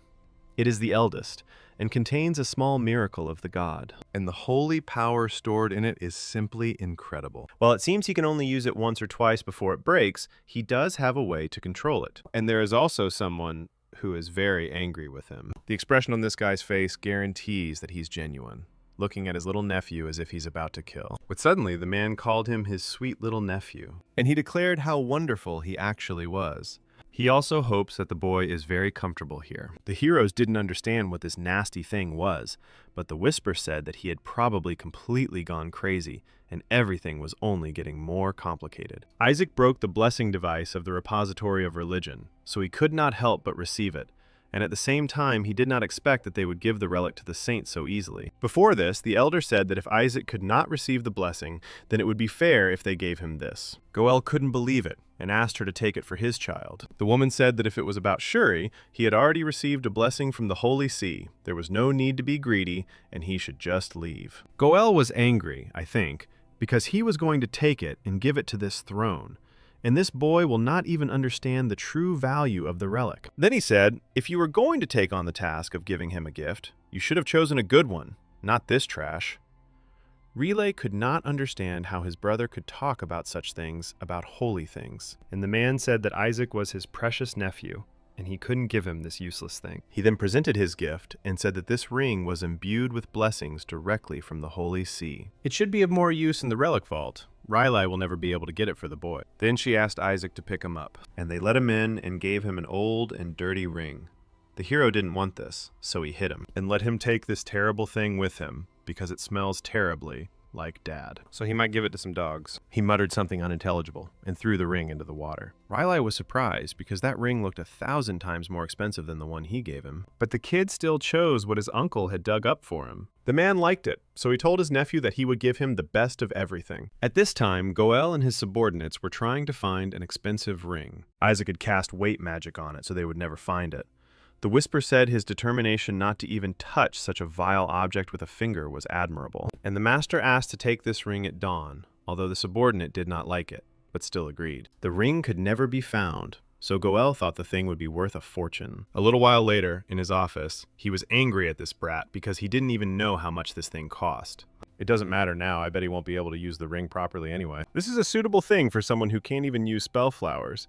To use it, you need to absorb the holy power of at least 20 people, and this is impossible. I wonder if at least 10 people will come to his first birthday. The next day, a huge number of people were shooting in the streets. Aseli said it was amazing that the list of over 148 candidates for sainthood, including nobles and servants, had gathered around 4,000 people today. It seems that all the ducal families and more than a dozen marquis families came. Even neighboring countries sent their holy candidates. Isn't that surprising? The hero didn't understand why there were so many candidates for saints. Had the gods gotten lazy and simply scattered them everywhere? The whisper noted that they were exactly the kind of people who did that. Relai said that he didn't expect this either. He thought that no one would come, and that it was a trap. Suddenly a man entered the room and said, of course they wouldn't think so. It was Count Simon Age. He is the head of one of the 3 trade unions of the Empire and a friend of Riley. Riley was surprised that Simon had also arrived, and his comrade reported that the rumor had spread throughout the Empire. So how could he not come? Everyone realized that this was not a trap and decided to attend. After all the Slovaks from Joshua's house were here. Not to mention that the family put Joshua's head on the line, as he could have missed such a moment. And even Dad's family most likely brings them here. Riley reported that Papa's family would never attend. But Simon noted that he also thought that the arrogant royals would never show up on Joshua's lands, because they hated everyone except Barrett's family. He also said that his son Armand is also a candidate for sainthood, but that the event is being organized by Joshua's family, and the Pope's family has no reason to interfere. The interlocutor asked him to be careful what he said, and he just didn't want to see snobs who always wrinkle their noses like that. Suddenly another person came into the room and said, "There is an old saying that nothing is so dangerous as a vulgar friend. And alas, the wisdom of our ancestors is never wrong." Those present were surprised by Bishop Barrett. He said that only a weak person from the Joshua family would organize such an event, hoping that his baby would bring something from the relic storage to save the family's face. He was curious to see the child Joshua, who dared to declare himself a candidate for sainthood. But for some reason, he doesn't see it now. What a wonderful opportunity this is for them. The bishop sincerely prays that the candidate for sainthood will exalt the name of their family. Reli wondered if this was a trick orchestrated by the Holy See. The fact that the number of candidates for sainthood has grown from 25 to 148 in the last week alone already raises questions. The only explanation is that the throne is turning a blind eye to why these candidates are appearing out of nowhere. Everyone tries to make their child a holy candidate, but as soon as such children are placed in the vaults, they will inevitably throw out the weakest one, trying to push the competitors aside. They may even harm him during the chaos. If this happens, Isaac could be in danger. The boy from the Joshua family, except for his outstanding appearance and reputation, was completely useless. However, for those who are eager to obtain the excellent Joshua Gins, or those who are trying to serve the benevolent family, the Pope hates the holy lineage. This child was simply the perfect prey. The other children were asked to give Joshua to this boy as a little prank, so that he doesn't die, but is unable to do anything. It is necessary to mix the holy poison with water and use it, and teach the boy a lesson about how cruel this world can be, even if these children make him a laughingstock. And they will proclaim that the child Joshua will never become a saint. At this moment, everyone was looking at the boy in surprise. He continued to drink all this poison, which did not affect him, but only fed the demonic energy. Those present were horrified by what they saw, not realizing how many bottles he had already drunk. Isaac, in turn, cursed and wanted them to bring him more of this poison, but it couldn't kill him. The other children were getting very scared at that moment and didn't know what to do. Someone even started discussing what was wrong with this child, since they even slipped him a laxative. Perhaps he took the wrong bottle. One of the boys wondered why he continued to drain the bottles of poison. They were even ashamed of it. Stop slandering Joshua's name. He should be able to say there is something wrong with him being a candidate for sainthood. So the boy took the bottle of poison from him and asked him if he was dehydrated. And after that, he gave him the second bottle, having declared that if he was so thirsty, then let him drink it. But the hero did not accept it and threw it in his face. Then Isaac continued to pester other children with you, but you didn't give him the poison. Someone even wanted to give him the sacred poison, and this interested the hero, so he rushed at that boy with excitement. And while they weren't fighting, the others were discussing how he had incredible resistance to poisons. And they heard that a person could reach the level of natural poison breakdown by training their holy power. This is unbelievable, and it confirms the fact that why he drinks from poison bottles. Perhaps he wants to make sure that others cannot drink from them because it is dangerous. Shuri thought that all this was nonsense, and suddenly he saw a boy who asked if they really thought this was self-sacrifice. It turned out that this guy is Kina Barrett, but it is unclear what she is doing here. Shuri has never heard of the family dad being involved, especially since Kina is the direct heir of dad's family. Those present were also stunned, not understanding what Barrett's family was doing in the storage of the saint's relic. Still, this is bad, and it seems the winner is known in advance. The hero realized that this boy was practically guaranteed to become a saint. But was it even possible to have such a pure hair color while being from a papal family? Everyone else in this family has hair the color of poop. Then Kina said that there was nothing strange in the fact that a person from the Pope's family ended up in the repository of the saint's relics. The Pope's family is the head of all the clergy, and therefore the repository of the saint's relics also belongs to their family. And he is here only to take what is rightfully his. So it is not clear why they find this so strange. The hero thought, judging by the way he spoke arrogantly, he was definitely from his father's family. But this kid is a real monster. His holy power exceeds the capabilities of a bishop, although this can be expected from a candidate for sainthood. Suddenly, Kina, he said, does not use such vulgar methods to humiliate the master. And they still dare to call themselves holy candidates after this? It's really disgusting of them, and what good does it do to bully a child? It is impossible for a baby to be resistant to poisons. This holy force must be trying to protect him. The hero realized that stupidity is hereditary. Suddenly, the boy who approached him noticed that everything was fine, and he would cleanse him of the poison. Those present were shocked that he could already use the holy detoxification spell. Looking at the size of his holy power, it was at least rank 5. Isaac thought at that moment that he was just trying to do something. He's probably trying to use him to show off his skills, so he'll give him what he deserves. After this, the boy immediately hit the one who was standing in front of him. When this happened, another person nearby said that the holy power had disappeared. Kina, I can't believe this. It's impossible for someone like him to do this. How could he not do it? So is the baby even stronger than him? Kina got angry about this and thought it was Joshua's insect. Looking at him, the hero was already preparing to pierce his skull with this bottle. But at the last moment, Shuri stopped him and shouted at him not to do it. The kids thought he was looking after him because they were family, and it was somehow rude to hit someone in the face who was trying to save him. Did they really think they had a chance against Dad's family? Shuri knew perfectly well that they were idiots. If it weren't for him, everyone would have gotten hit on the head with a bottle long ago. Kina then said that everything was fine. He could surprise him after all. He was still a child. He then turned to leave and wished Joshua's children good luck. They should try to come back with at least some shit to save face for their family. But of course, the best treasures here will belong to him. And Joshua, they don't even dare to approach the body of the Demon King. These words of Isaac interested. Shuri thought how disgusting he was. He was only causing problems here. At that moment, the protagonist tried to find out what that scoundrel had just said. Naturally, the boy didn't understand him, while Isaac was trying to find out about the Demon King's body. Soon, Shuri understood what he was talking about, and reported that the head of the family promised to pass on a secret technique to the one who brought the body of the Skeleton King. The protagonist was horrified to think that Melissa dared to mock his body in the bark, and thought about the fact that many centuries of mana had accumulated in his old body.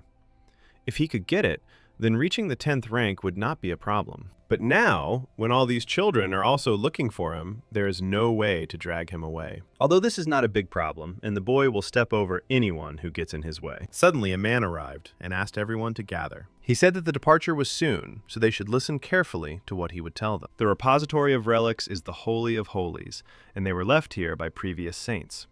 The hero realized that he was starting from history, and at this rate, they would grow old here. He didn't want to listen to him and was about to leave. Shuri saw him and tried to ask where he was going, although it was already late, and the baby had disappeared. Those present were amazed, and the boy turned to the elder. The hero used his quick step skill at that moment, deciding it was time to use the holy spell he had just learned. The elder saw the baby rush forward and shouted that this was a restricted area, and if he goes there, the traps will be activated. The other children were ordered to run after him, and they began to do so. At this time, the atmosphere in the banquet hall of Joshua's residence was tense. Asali only hoped that the young master was okay. Suddenly, they reported that communication with the inner space had been restored. The familiars follow the third place candidate, so everyone will see it now. The door to the first vault was open, and testing had already begun. Armon Age came in third place, and his father was very happy. In second place was Shuri Joshua. Goel couldn't believe it. But what surprised those present even more was that Isaac Joshua came in first place. He started with incredible speed, using a spell. The elder ran after him at the speed that he could, and told him to run in the wrong direction, because even more traps would be activated if he went there, and one of them just happened to hit him. The rest of the traps also appeared instantly, and some of them fell on people. Shuri screamed in horror that this boy was crazy.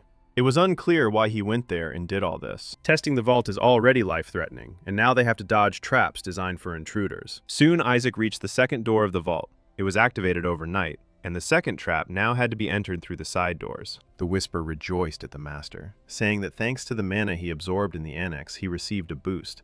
The hero noted that this was really cool, and now he could work even harder. Now let him go and get it. The subordinate understood his master's order and rushed towards the children. Then one of them was very surprised. He saw a child floating in the air and realized it was Joshua. But it is not clear how he flies.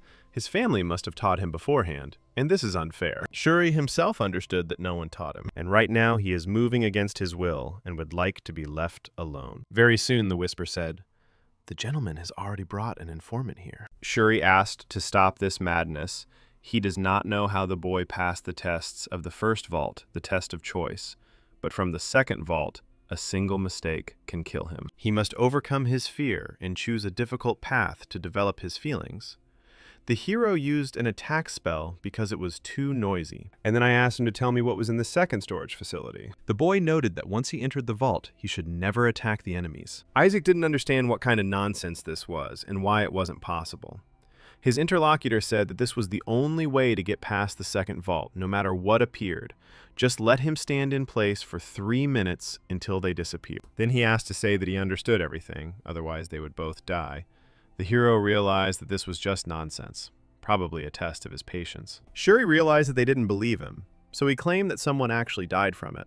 But Isaac continued to think that overall, it was no big deal. All he needs to do is not attack, and 3 minutes will not be a problem for him. When he touched the next door, he was greeted at the floor of equanimity. Patience is a virtue and a cold reason. One must remain calm and remain steadfast. Their patience should lead them to success. At this time, a small group of children was moving towards the very end. One of them, becoming wary, asked if he was sure.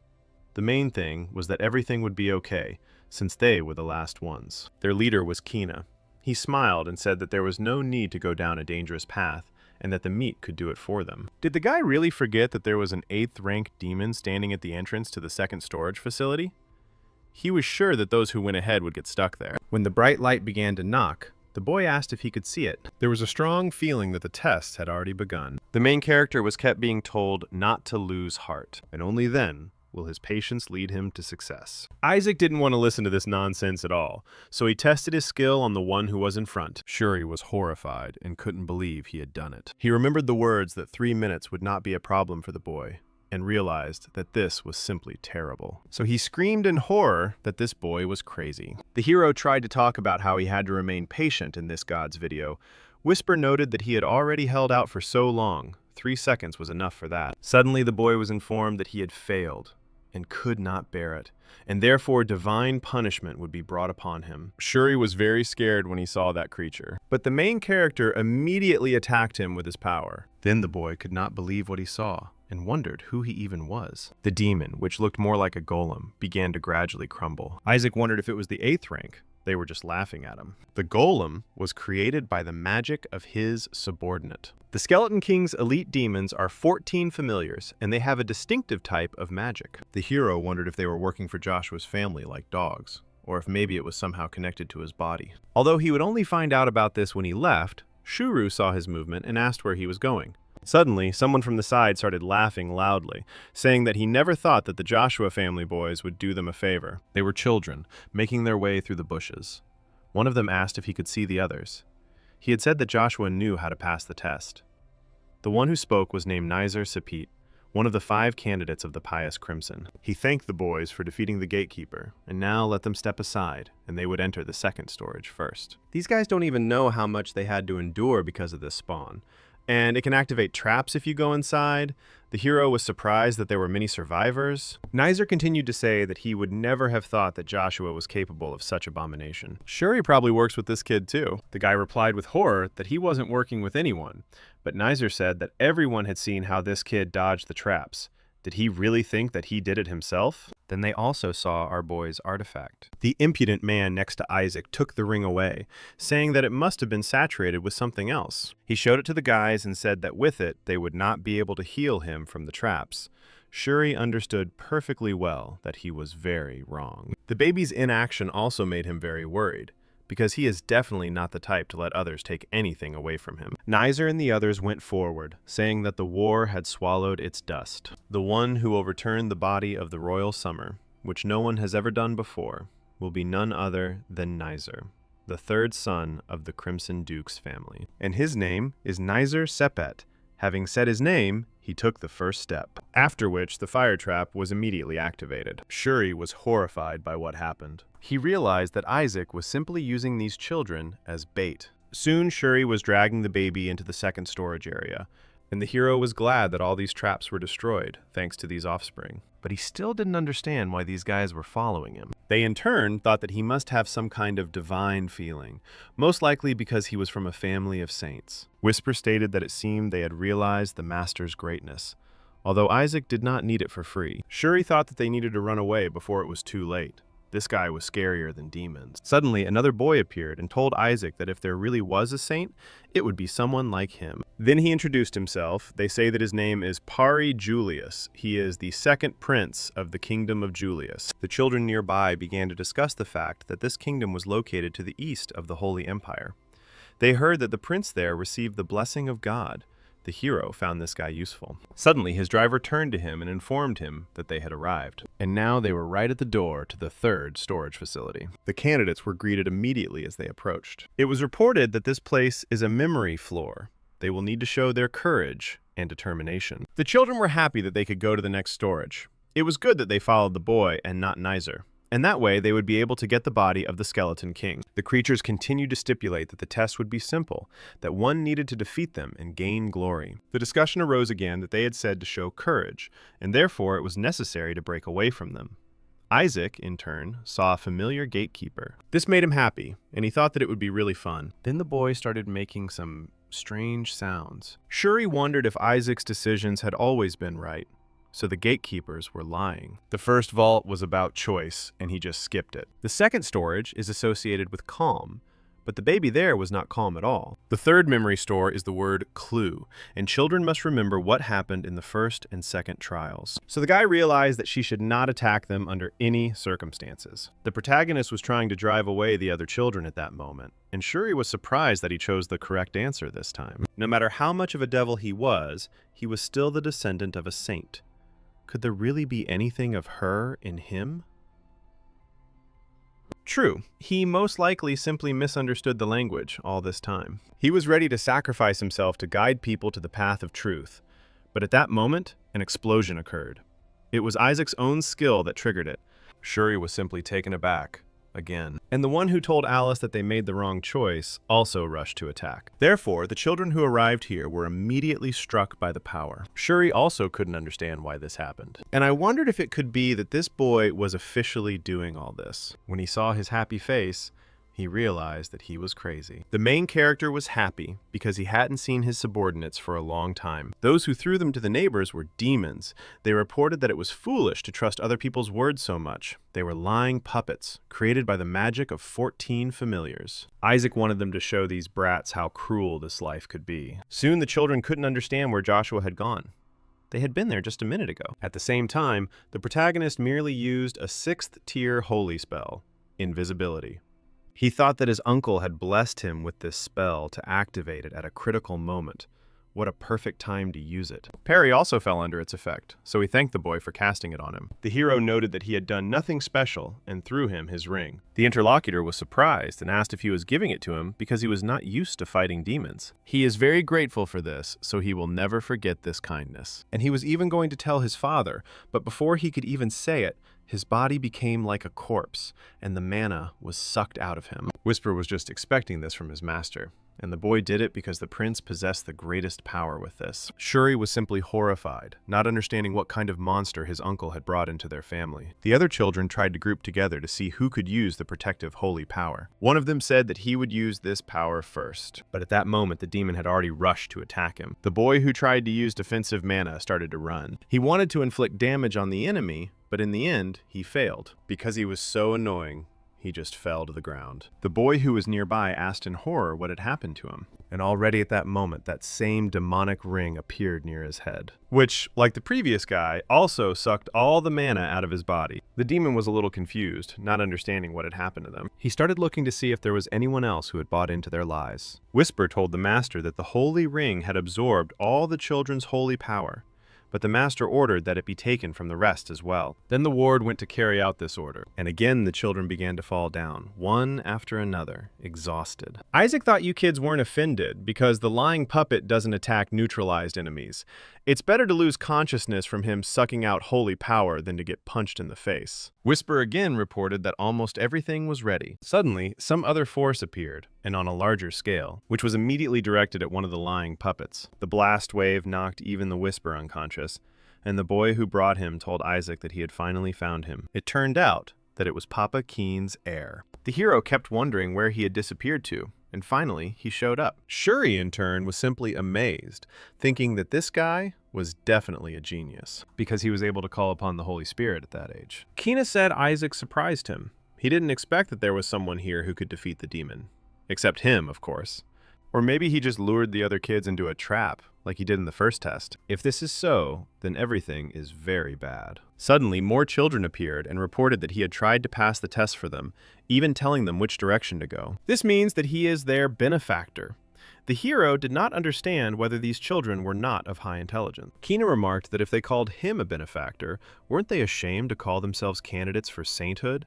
To think that they needed the help of a baby? The boy noted that he had been hiding all the time, and now he was talking as if he had done something. He hadn't even done anything when they were all looking for traps. The others also supported him, saying that Isaac was more like a saint. Kina had escaped all trouble, and they would tell their parents about it as soon as they got out of here. And while they were talking about this, Shuri thought that all this was not true, this baby, because he was sucking all the strength out of them. After a little while, in the confusion, something rose up like some kind of magical substance. The door to the third vault was open, meaning the second test was complete. The candidates were congratulated on passing this stage. He said that this was the last gatekeeper guarding the repository of relics. Now they have to choose whether they will choose the treasures or finish the test here or move on to go to the third vault. When one of the participants tried to point this out, the gatekeeper asked him to choose for himself. He repeated the same words exactly. He also added that if they pass the tests, they will find the treasures of the third vault, but if not, they will simply die. Whisper reported that, judging by the mana that he senses, this is not an ordinary creature. The master said that it really is a dragon. He hasn't even seen them for a long time. So what the doctor said, death, is also true. The mood among the guys was fighting.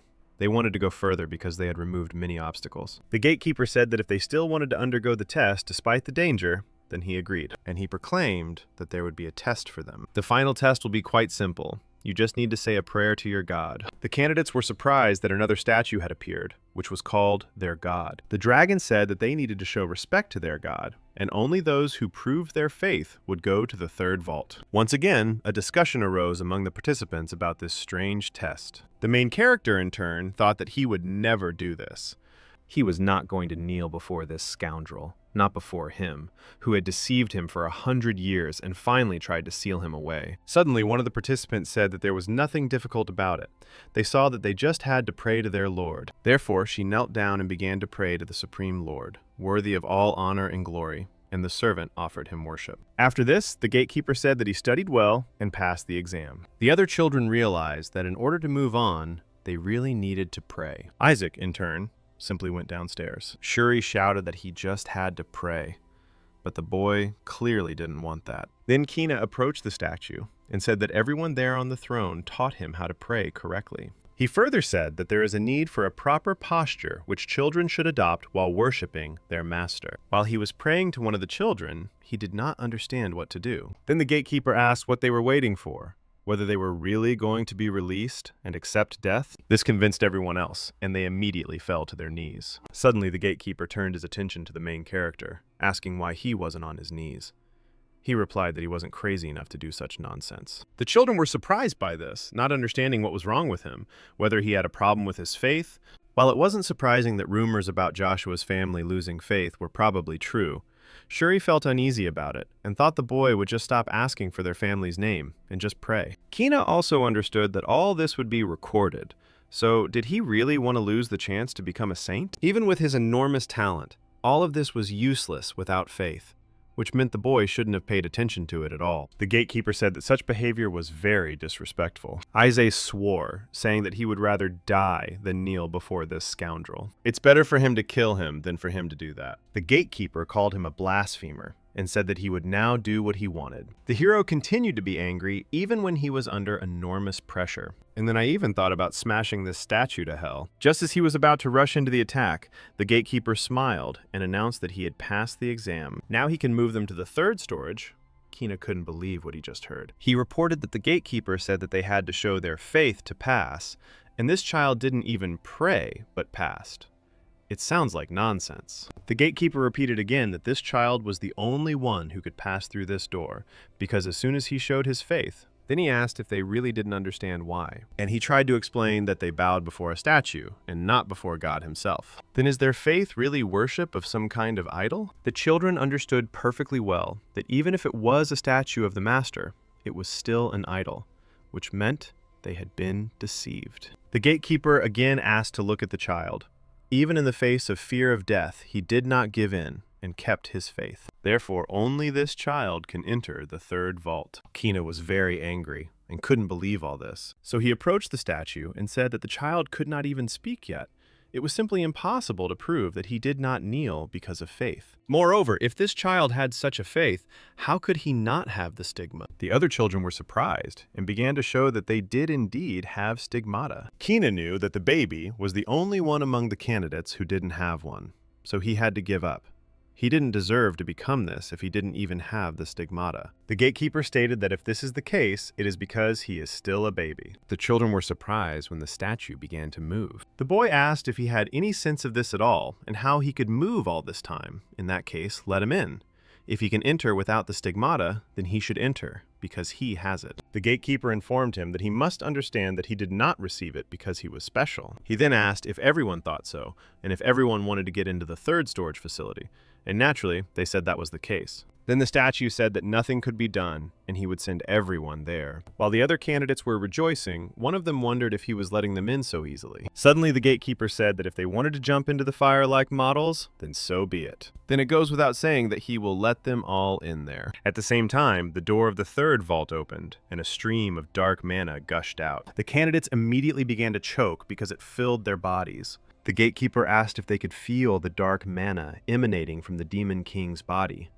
These fools needed to know their place, and he planned to spare those who could withstand this mana. I felt a tremendous power that was very familiar. Isaac was overjoyed. After all, he understood that his body as the Skeleton King was ahead. His charm lay there. He never thought he would see the day when they would be reunited after self-destruction in the divine realm. It's just lovely how much delicious dark mana is leaking out of him. While the baby was smiling madly, the gatekeeper asked to look at him. He was proving his faith once again. This is the face of a courageous warrior. The boys in turn understood that his eyes were already lit up. It was unclear what kind of child he was. The gatekeeper once again announced that it was not too late. Those who were unable to smile in the face of death could turn around and leave. If they lost now, he would allow them to choose the treasures from the strictly stored storage.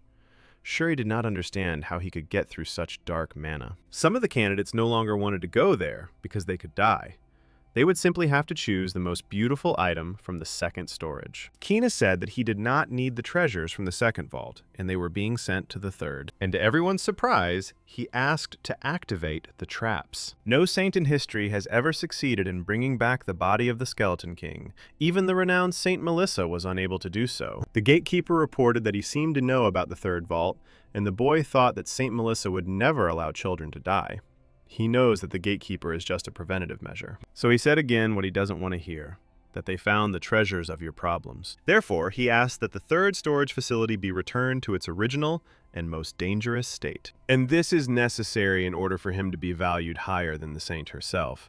The hero began to think that this boy had gone crazy. In the end, the gatekeeper declared that since he had spoken about the guidance in this way, it would now be easier to determine who would become a saint. Even those who supported Kin were afraid all this time and told him to go alone. He doesn't need to take them with him. Entering the next storage room, it was clear that chaos reigned there. Whisper immediately asked the gentleman to look carefully. In the midst of all this chaos lies his own body. Isaac was very happy again, because not only was this his body, but it also absorbed the energy of the third storage. The candidates who entered were surprised that just one arm from the Skeleton King's body was emitting so much dark mana. And the main character knew that it wasn't even the whole hand, but only the thumb. This is all that remains of his body, and the rest is probably just a copy. Suddenly, a demon appeared in the place where the Skeleton King's body had been. Some children were even scared because they didn't think that they would appear after the second test. Seeing their surprise, the gatekeeper stated that they themselves had asked for all the protection to be removed. At that moment, the protagonist felt a very familiar force. The demon, who appeared in horror,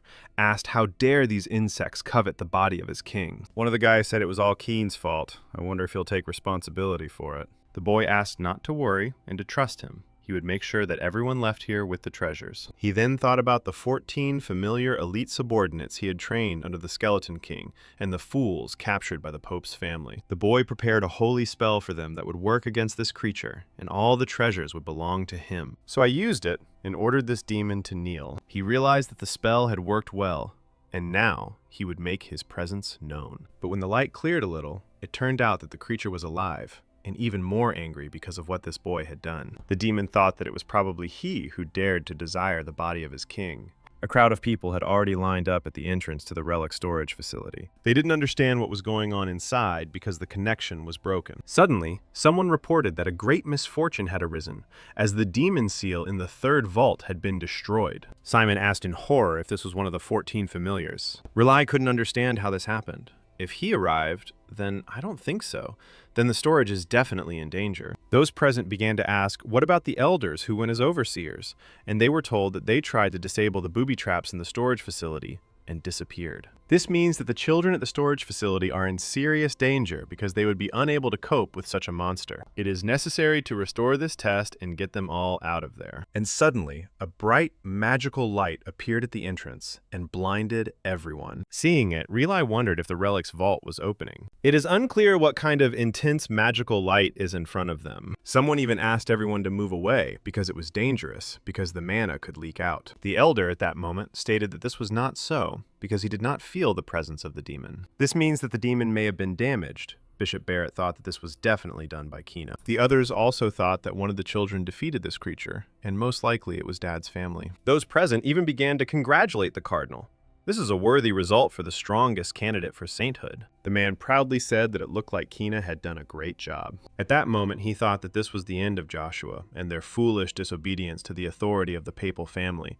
Now that they had the body of the Skeleton King, they would have to bow to them. Now is the time to break their losing streak. Then they reported that the children had already started to come out and asked to watch carefully. Riley was very worried about both Isaac and Shuri, hoping that they would be safe. After a little while, everyone finally got out of there. Riley found out that some people were injured, but there were no serious injuries, which is good. Although it turned out that the children who entered the third storage facility have still not returned. They may have gotten into trouble, though they were soon informed that the last group of children was approaching. In the front row were Armon and Shuri. Their fathers, naturally, were worried about their sons, so they rushed to them. While this was happening, I started to wonder where Isaac was. It was clear that the boy was definitely not next to them. At that moment, Cardinal Baratus turned to his son. He asked what he had in his hand. It was not what he needed, and it was unclear where the Demon King's body was. The boy became wary and did not know what to answer, trying to mumble. And the father asked who told him to bring such a useless thing. Then, right there, a bright magic ball appeared, literally oozing holy power. Someone noticed this and asked others to take a look too. It was a magical wolf who was dragging a baby in his teeth. And this little one, in turn, was precisely Isaac. Relai and the hero's assistant immediately rushed to him. At this, both of them were amazed, and the girl asked if this was really the young guardian dragon who was guarding the relic's storage. And he is the holy dragon. Relai knew she was indeed right. It was the beast protecting the relic's vault. Although it resembles a wolf in form, its spirit belongs to a holy dragon, the one summoned by the matriarch, who is deeply connected to dragons, to house the relic. His very existence was already noble, and suddenly, the man wondered what that sound was. And it turned out that it was Isaac who was fiddling with some kind of bone in his mouth. Seeing this, the elder was amazed. The knight asked if this thing they were thinking about could be forgotten. This is probably a part of the body of the Skeleton King himself. The old man said that it was not right to put it in his mouth like that, but the others were glad that he did it, and brought the body of the Skeleton King. Cardinal Barrett, embittered, turned to his son and asked if he had really given the body of the Demon King to this child. If that were the case, he couldn't call it a smart tactic, but rather by the mercy of a saint to save the face of the owner. The gatekeeper asked what kind of nonsense they were talking about. It was none other than this child who had been on the body of the Skeleton King. And they are simply fools if they think that this is not really so. Previously, Kina couldn't understand why his holy spell wasn't working, but the demon, getting angry, called them fools and rushed to attack. At the same time, there were children on the scene, and a column of smoke immediately rose up. But none of the candidates were harmed, even though they were unable to resist, as it turned out that the background right in front of them had become a protective barrier. They learned of the distinctive color of this bill, which meant that it was the child Joshua who did it. The familiar continued to get angry, asking how they dared to covet the body of the great Demon King. Again, he headed straight towards the baby to attack. But the protagonist also attacked him, thinking that he was just a scoundrel since he was unable to recognize his master. At the present time, those present discussed the fact that the dragon would not lie, which means that Joshua's child really did bring it. Riley noted to the dragon that it was too dangerous. 14 familiars aren't the kind of demons that mere children can handle. So why did he remove the seal then? The gatekeeper smiled and said, "Speaking of which, that boy with white hair asked for their release." The children also confirmed that Kina asked the dragon to activate all the traps, and he even forcibly brought them along, putting them in danger. The adults found out that their children almost suffered because of him. It was unclear how anyone from the father's family could do such a thing. If Isaac hadn't defeated the demons, things could have ended badly, meaning Joshua's child won over the child of his father's family. It's amazing, although it's difficult for him to become a saint. But he is so strong, which means the rumors that the Joshua family is preparing for their return are true.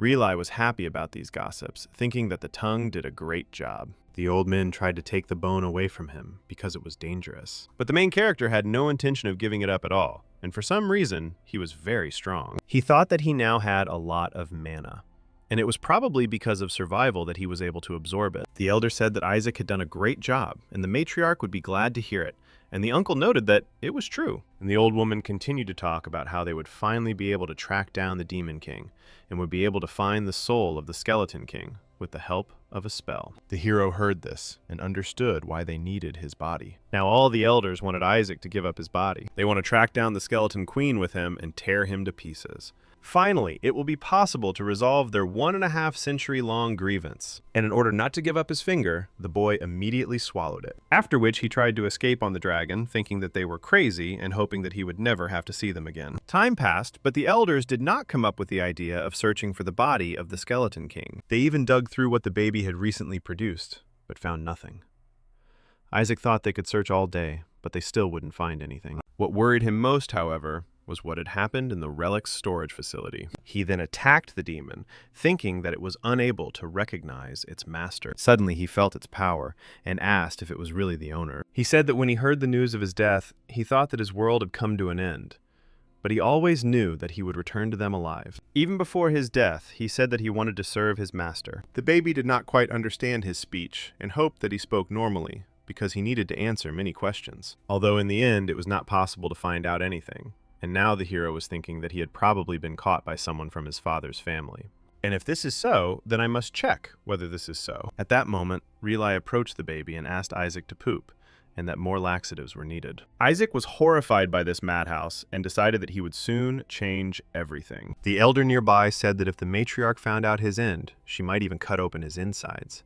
The man immediately asked him not to worry, because everything would be fine. Although she ripped open one of her sons, and he is her grandson. Whisper asked the owner if Melissa hadn't gone on a pilgrimage with the matriarch. He replied that it was true that they would need time to finish, and the hero just needs to absorb all the mana before it returns to avoid it. Suddenly, Goel entered the room and informed Reali that the matriarch was calling him. The brother asked in horror if his mother had already arrived. She had literally never returned from a pilgrimage so early. The hero was also horrified, thinking that they had returned earlier, probably because of him. And he, in turn, hasn't even finished absorbing mana yet, and that's bad. Knowing that crazy woman, she will definitely give him an autopsy. After a short time, those present saw many valuable items, all of which were gifts for Isaac. Reili breathed a sigh of relief, because he thought that the matriarch herself had come. Goel said that she had not arrived yet. She had only sent a voice message that she would return from the patriarchate, but he had not said a word about his arrival. The hero was also angry that he had deceived them. The knights also reported that the Pope had sent gifts as well. The elders told them to sell them all upon their return. But then, the Pope's envoy arrived and said that the emperor was extremely interested in this event. It was prepared by the Pope's people as a sign of change and gratitude to the family of Joshua. However, it seems that they are not delighted with their dad's gifts. However, most likely, they will definitely like this thing, the cardinal said.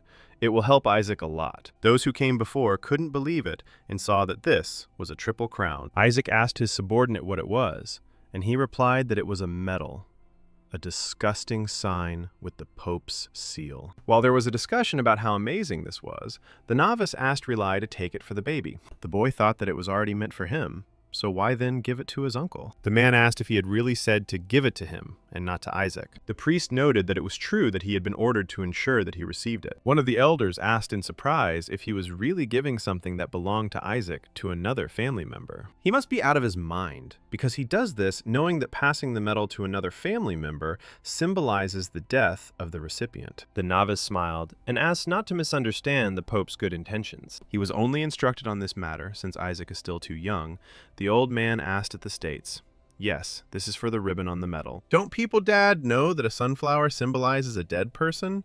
The hero thought that he really wants him to die, and therefore go crazy. And the woman said that his house was cursed, that every time they mock Joshua's curse. Goel asked them to calm down, as there was no need to rush, and his interlocutor asked if he thought they should be relaxed. The guy noted that this may look like Joshua is openly hostile to his dad's house, but making a mountain out of a molehill won't benefit the whole family. He knew it was a humiliating way of telling them to know their place. It was probably the work of Cardinal Goel, who was close to their family. But still, it was somehow indecent. So Riley and that brat won't be able to achieve much. So much the better for him. The elder brother asked the younger one not to be ungrateful and to accept it, but the main character thought that this wouldn't work at all. So he used his power and immediately set that metal on fire with his mana. Those present were surprised to realize that it was a bright flame, but still no one understood who used it. And then they looked at the baby and found out that it was indeed him. The novice, not understanding, asked what all this meant. The medal was awarded by the Pope himself. Were they really going to rebel? The elders who defended the child said that they did not do it on purpose. It was a child.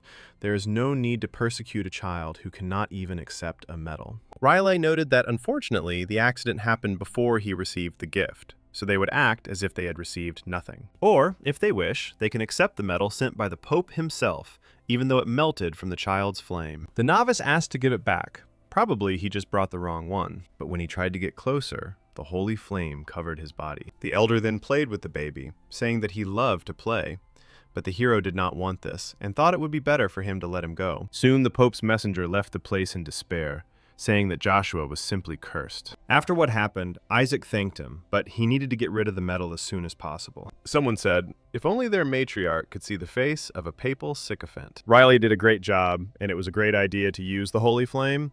The man himself didn't understand what they were talking about. Then he was asked not to pretend that he probably put sacred fire on the child.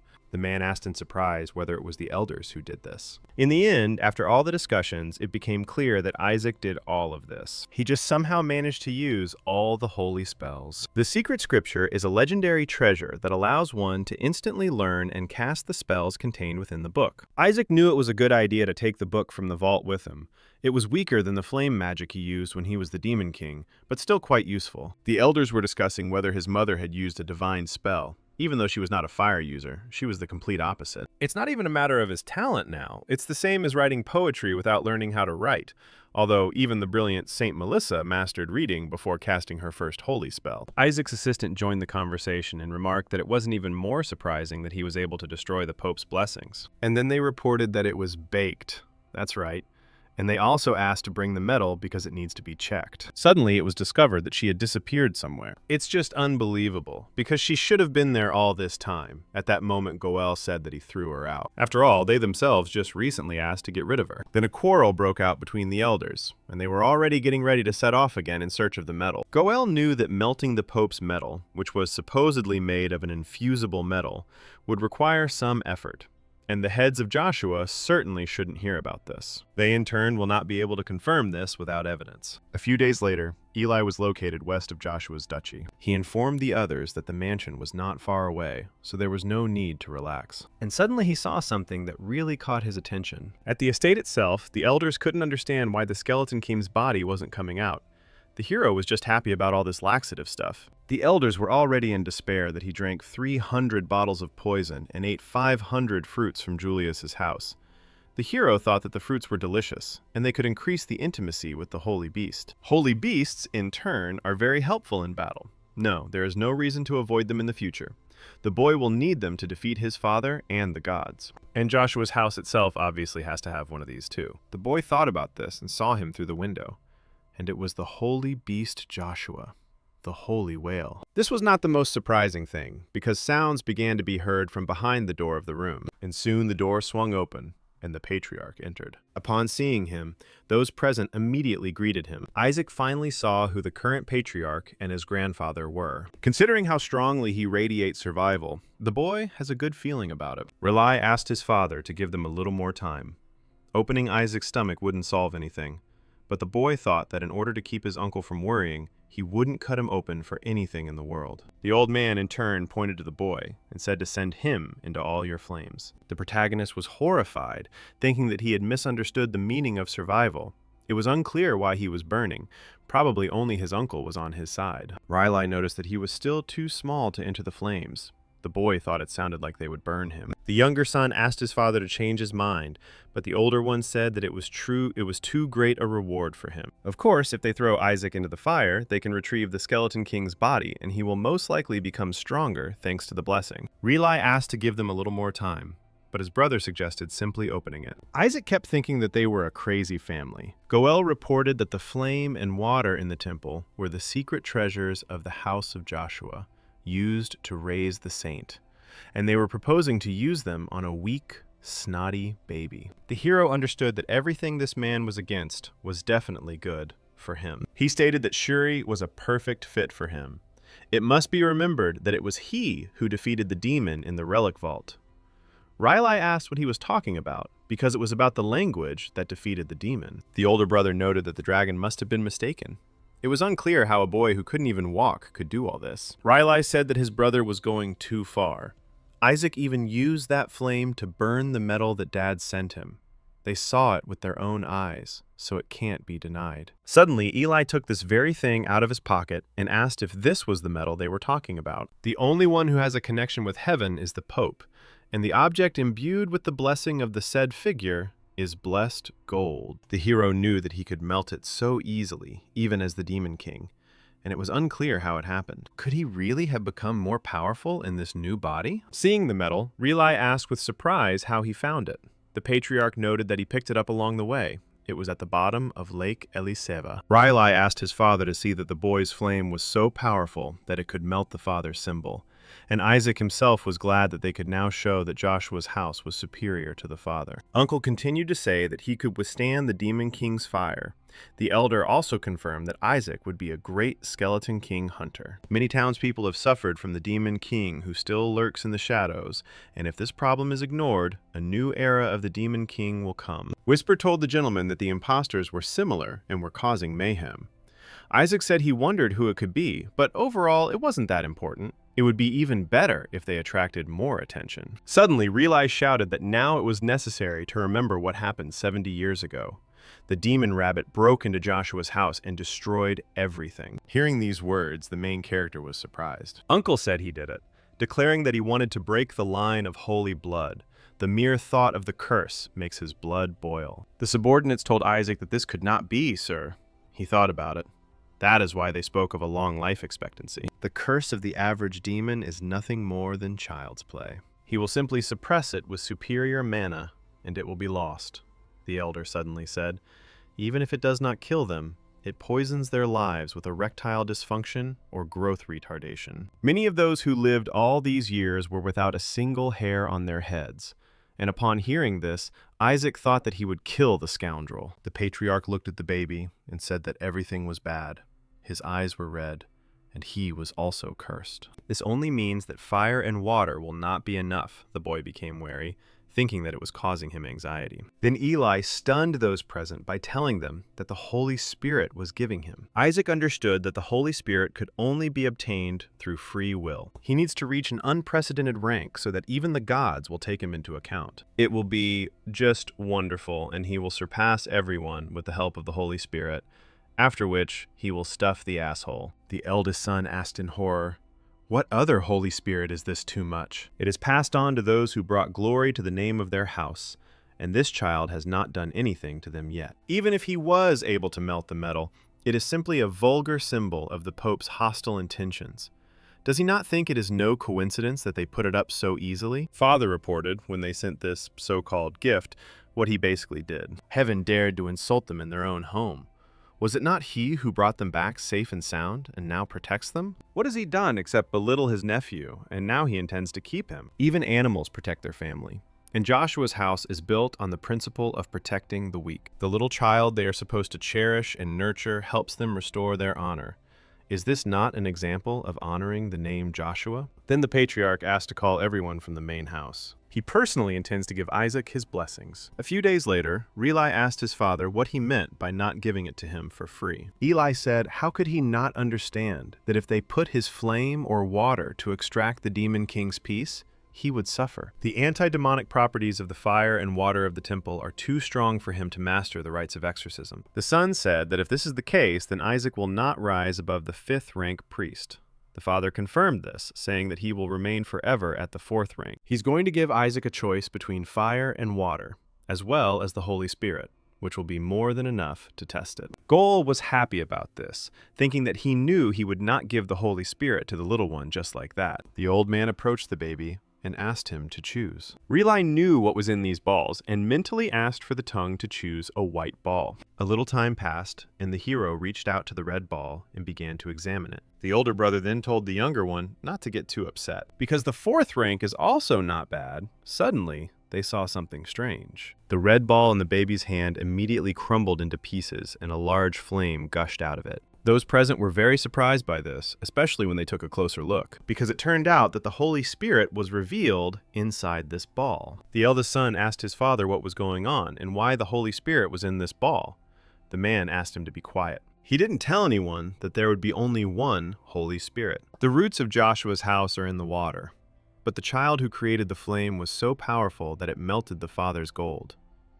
Amazingly, he in turn hid the trap, but the boy made the right choice. The patriarch didn't even expect this. The Holy Spirit was apparently beside herself with anger and asked Eli if he had gone completely crazy, dared to summon her royal rank to the human world. It looked like she was about to attack, so the elders decided to use a defensive spell. Goal wondered if the patriarch had summoned a royal rank.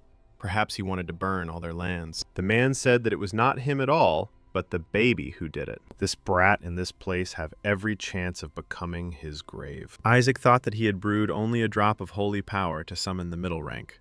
It was unclear how the royal rank appeared. I wonder what he would call if you really put in the effort. Suddenly, he saw that this Holy Spirit was using anti-demon flame. The whisper told the owner that it was a flame that converted mana into swirling power. This could greatly help the master in the future. Not a hero, he understood that this was true. But now the problem has arisen of how to make this spirit obey, because it is acting outrageously. Besides, royal rank spirits were connected to the heavens, and he couldn't get too close to those damned gods yet. At that moment, the elder begged the patriarch to send this spirit back. He was crazy, and even the gods had abandoned him. Eli said that if he were judged for the color of his hair, he would also cut ties with the good. The Holy Spirit heard the elder and commanded him to remain silent. And then she asked Eli what he was thinking when he called her to the ritual of submission.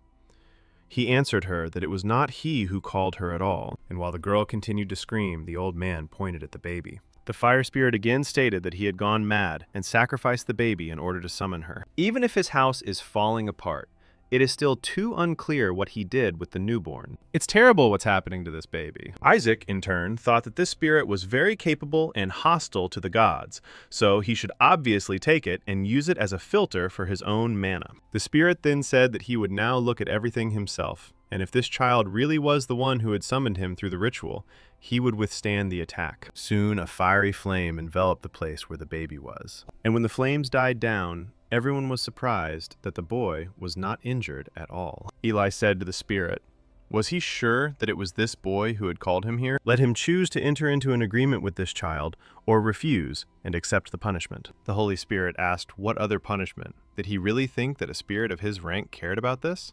It would be even better, since he would burn down Joshua's house here and enjoy freedom. Let Eli see how all his lands speak. And while he was speaking, to everyone's surprise, Isaac simply swallowed him. Everyone rushed to him, saying that he couldn't just eat it. The spirit screamed that they were all crazy. It was unclear how they were going to take care of this baby. Let them just wait. Now he will retreat, but then they will all pay.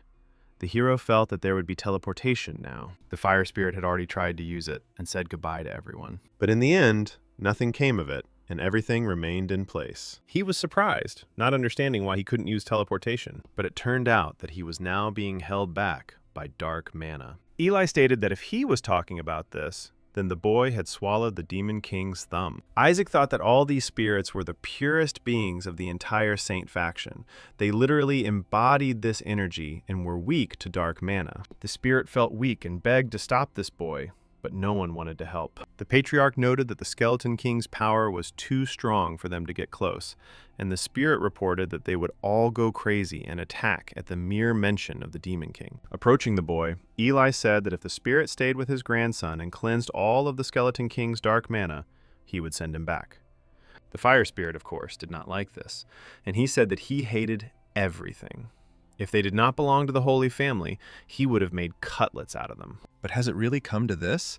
He uses this offspring to destroy this damned one. While the boy was trying to eat it, the spirit shouted at them to leave him for 4 with this child. This time will be more than enough to cope. After this, the Patriarch said to open the gates of the eastern castle and take the child and the spirit, not to allow anyone to leave until the sensations were completed. The sons tried to tell him something, but he covered their mouths. We inform you that you no longer want to hear anything. Isaac was glad that the eastern castle was located next to the annex where the mana cores were stored. After a while, new explosions appeared, and this was the Skeleton King's mana. The servants discussed the fact that Master Isaac was cursed and was no longer a contender. The employee reported that even yesterday, 4 servants who came to check on him ran away in terror. They said he looked like a balding old man right now. But isn't it a monster without skin or skeleton?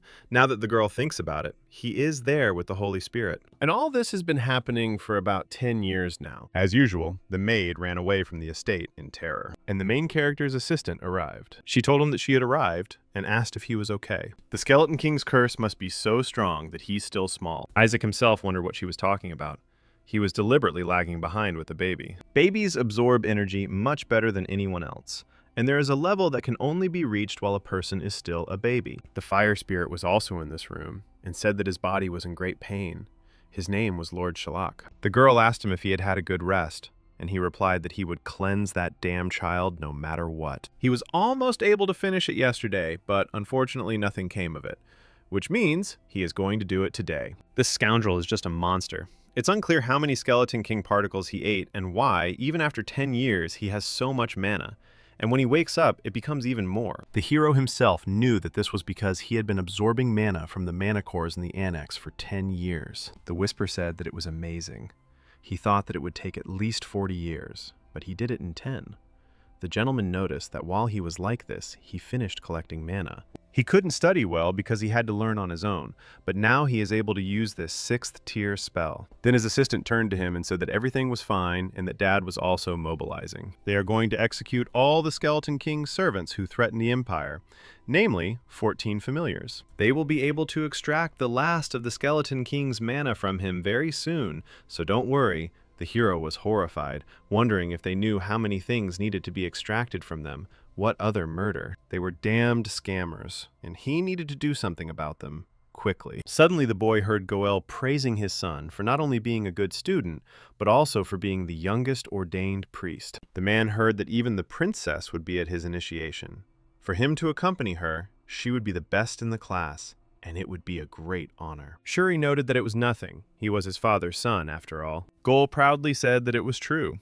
His son really grew up well, and is doing very well thanks to him. Suddenly, in a flash, his son disappeared somewhere. Naturally, the main character tried to do this, and the guy who was just on the street ended up in his room. Isaac approached the guy and asked him if he wanted to die. Can't he just spout lies? Does he think he can get any job just because he got into the academy? He was able to achieve all this only because the boy trained him. Shuri stated that he also tried.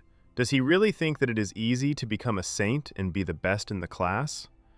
Isaac said that he would not have done it on his own, and he wondered if he needed to start preparing for this. Most holy spells were only available after initiation. Soon he came down and said that the guy would help him now. At first he didn't want to, but when he saw her angry look, he asked how he could help. Isaac told him to give him everything he had, the money, the competition, and everything that Goel gave.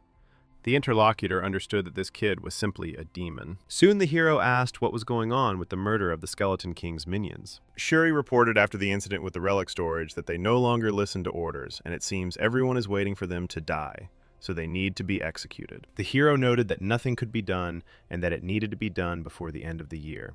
The interlocutor did not understand what he was talking about. Isaac announced that he was going to become a priest. Shuri smiled and stated that even if he wasn't at the academy, it was unclear how he was going to do this. But when he got hit on the head, he calmed down a bit and said that in fact, there is a recommendation system, and some of the academy professors are also here. He may be given window letter recommendations if he passes the test, but he needs to do something to prove his character. You can only write a letter of recommendation if you have done something big, like saving someone's life.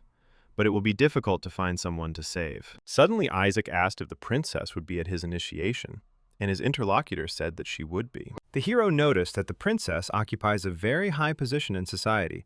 A little time passed, and Eli drove away the people who came, saying that Isaac would not go to the capital. They tried to dissuade him, saying that he needed to come to the festival since all the candidates would be there. While all the other candidates have been making a name for themselves over the past 10 years, Isaac hasn't shown himself to the world. That's why the people who came wanted to see him here. This day is celebrated on the princess's birthday, so even Dad will be there. He will personally award the title of hero to all those initiated. The patriarch knew that receiving the title of hero improves a person's strength, and that would be good. But he said that Isaac was not yet old enough, and they pointed out to him that adulthood was not a hindrance to talent. The old man realized that these people would not leave him alone, so he nevertheless agreed to their offer, although he noted that they all must be responsible for their words.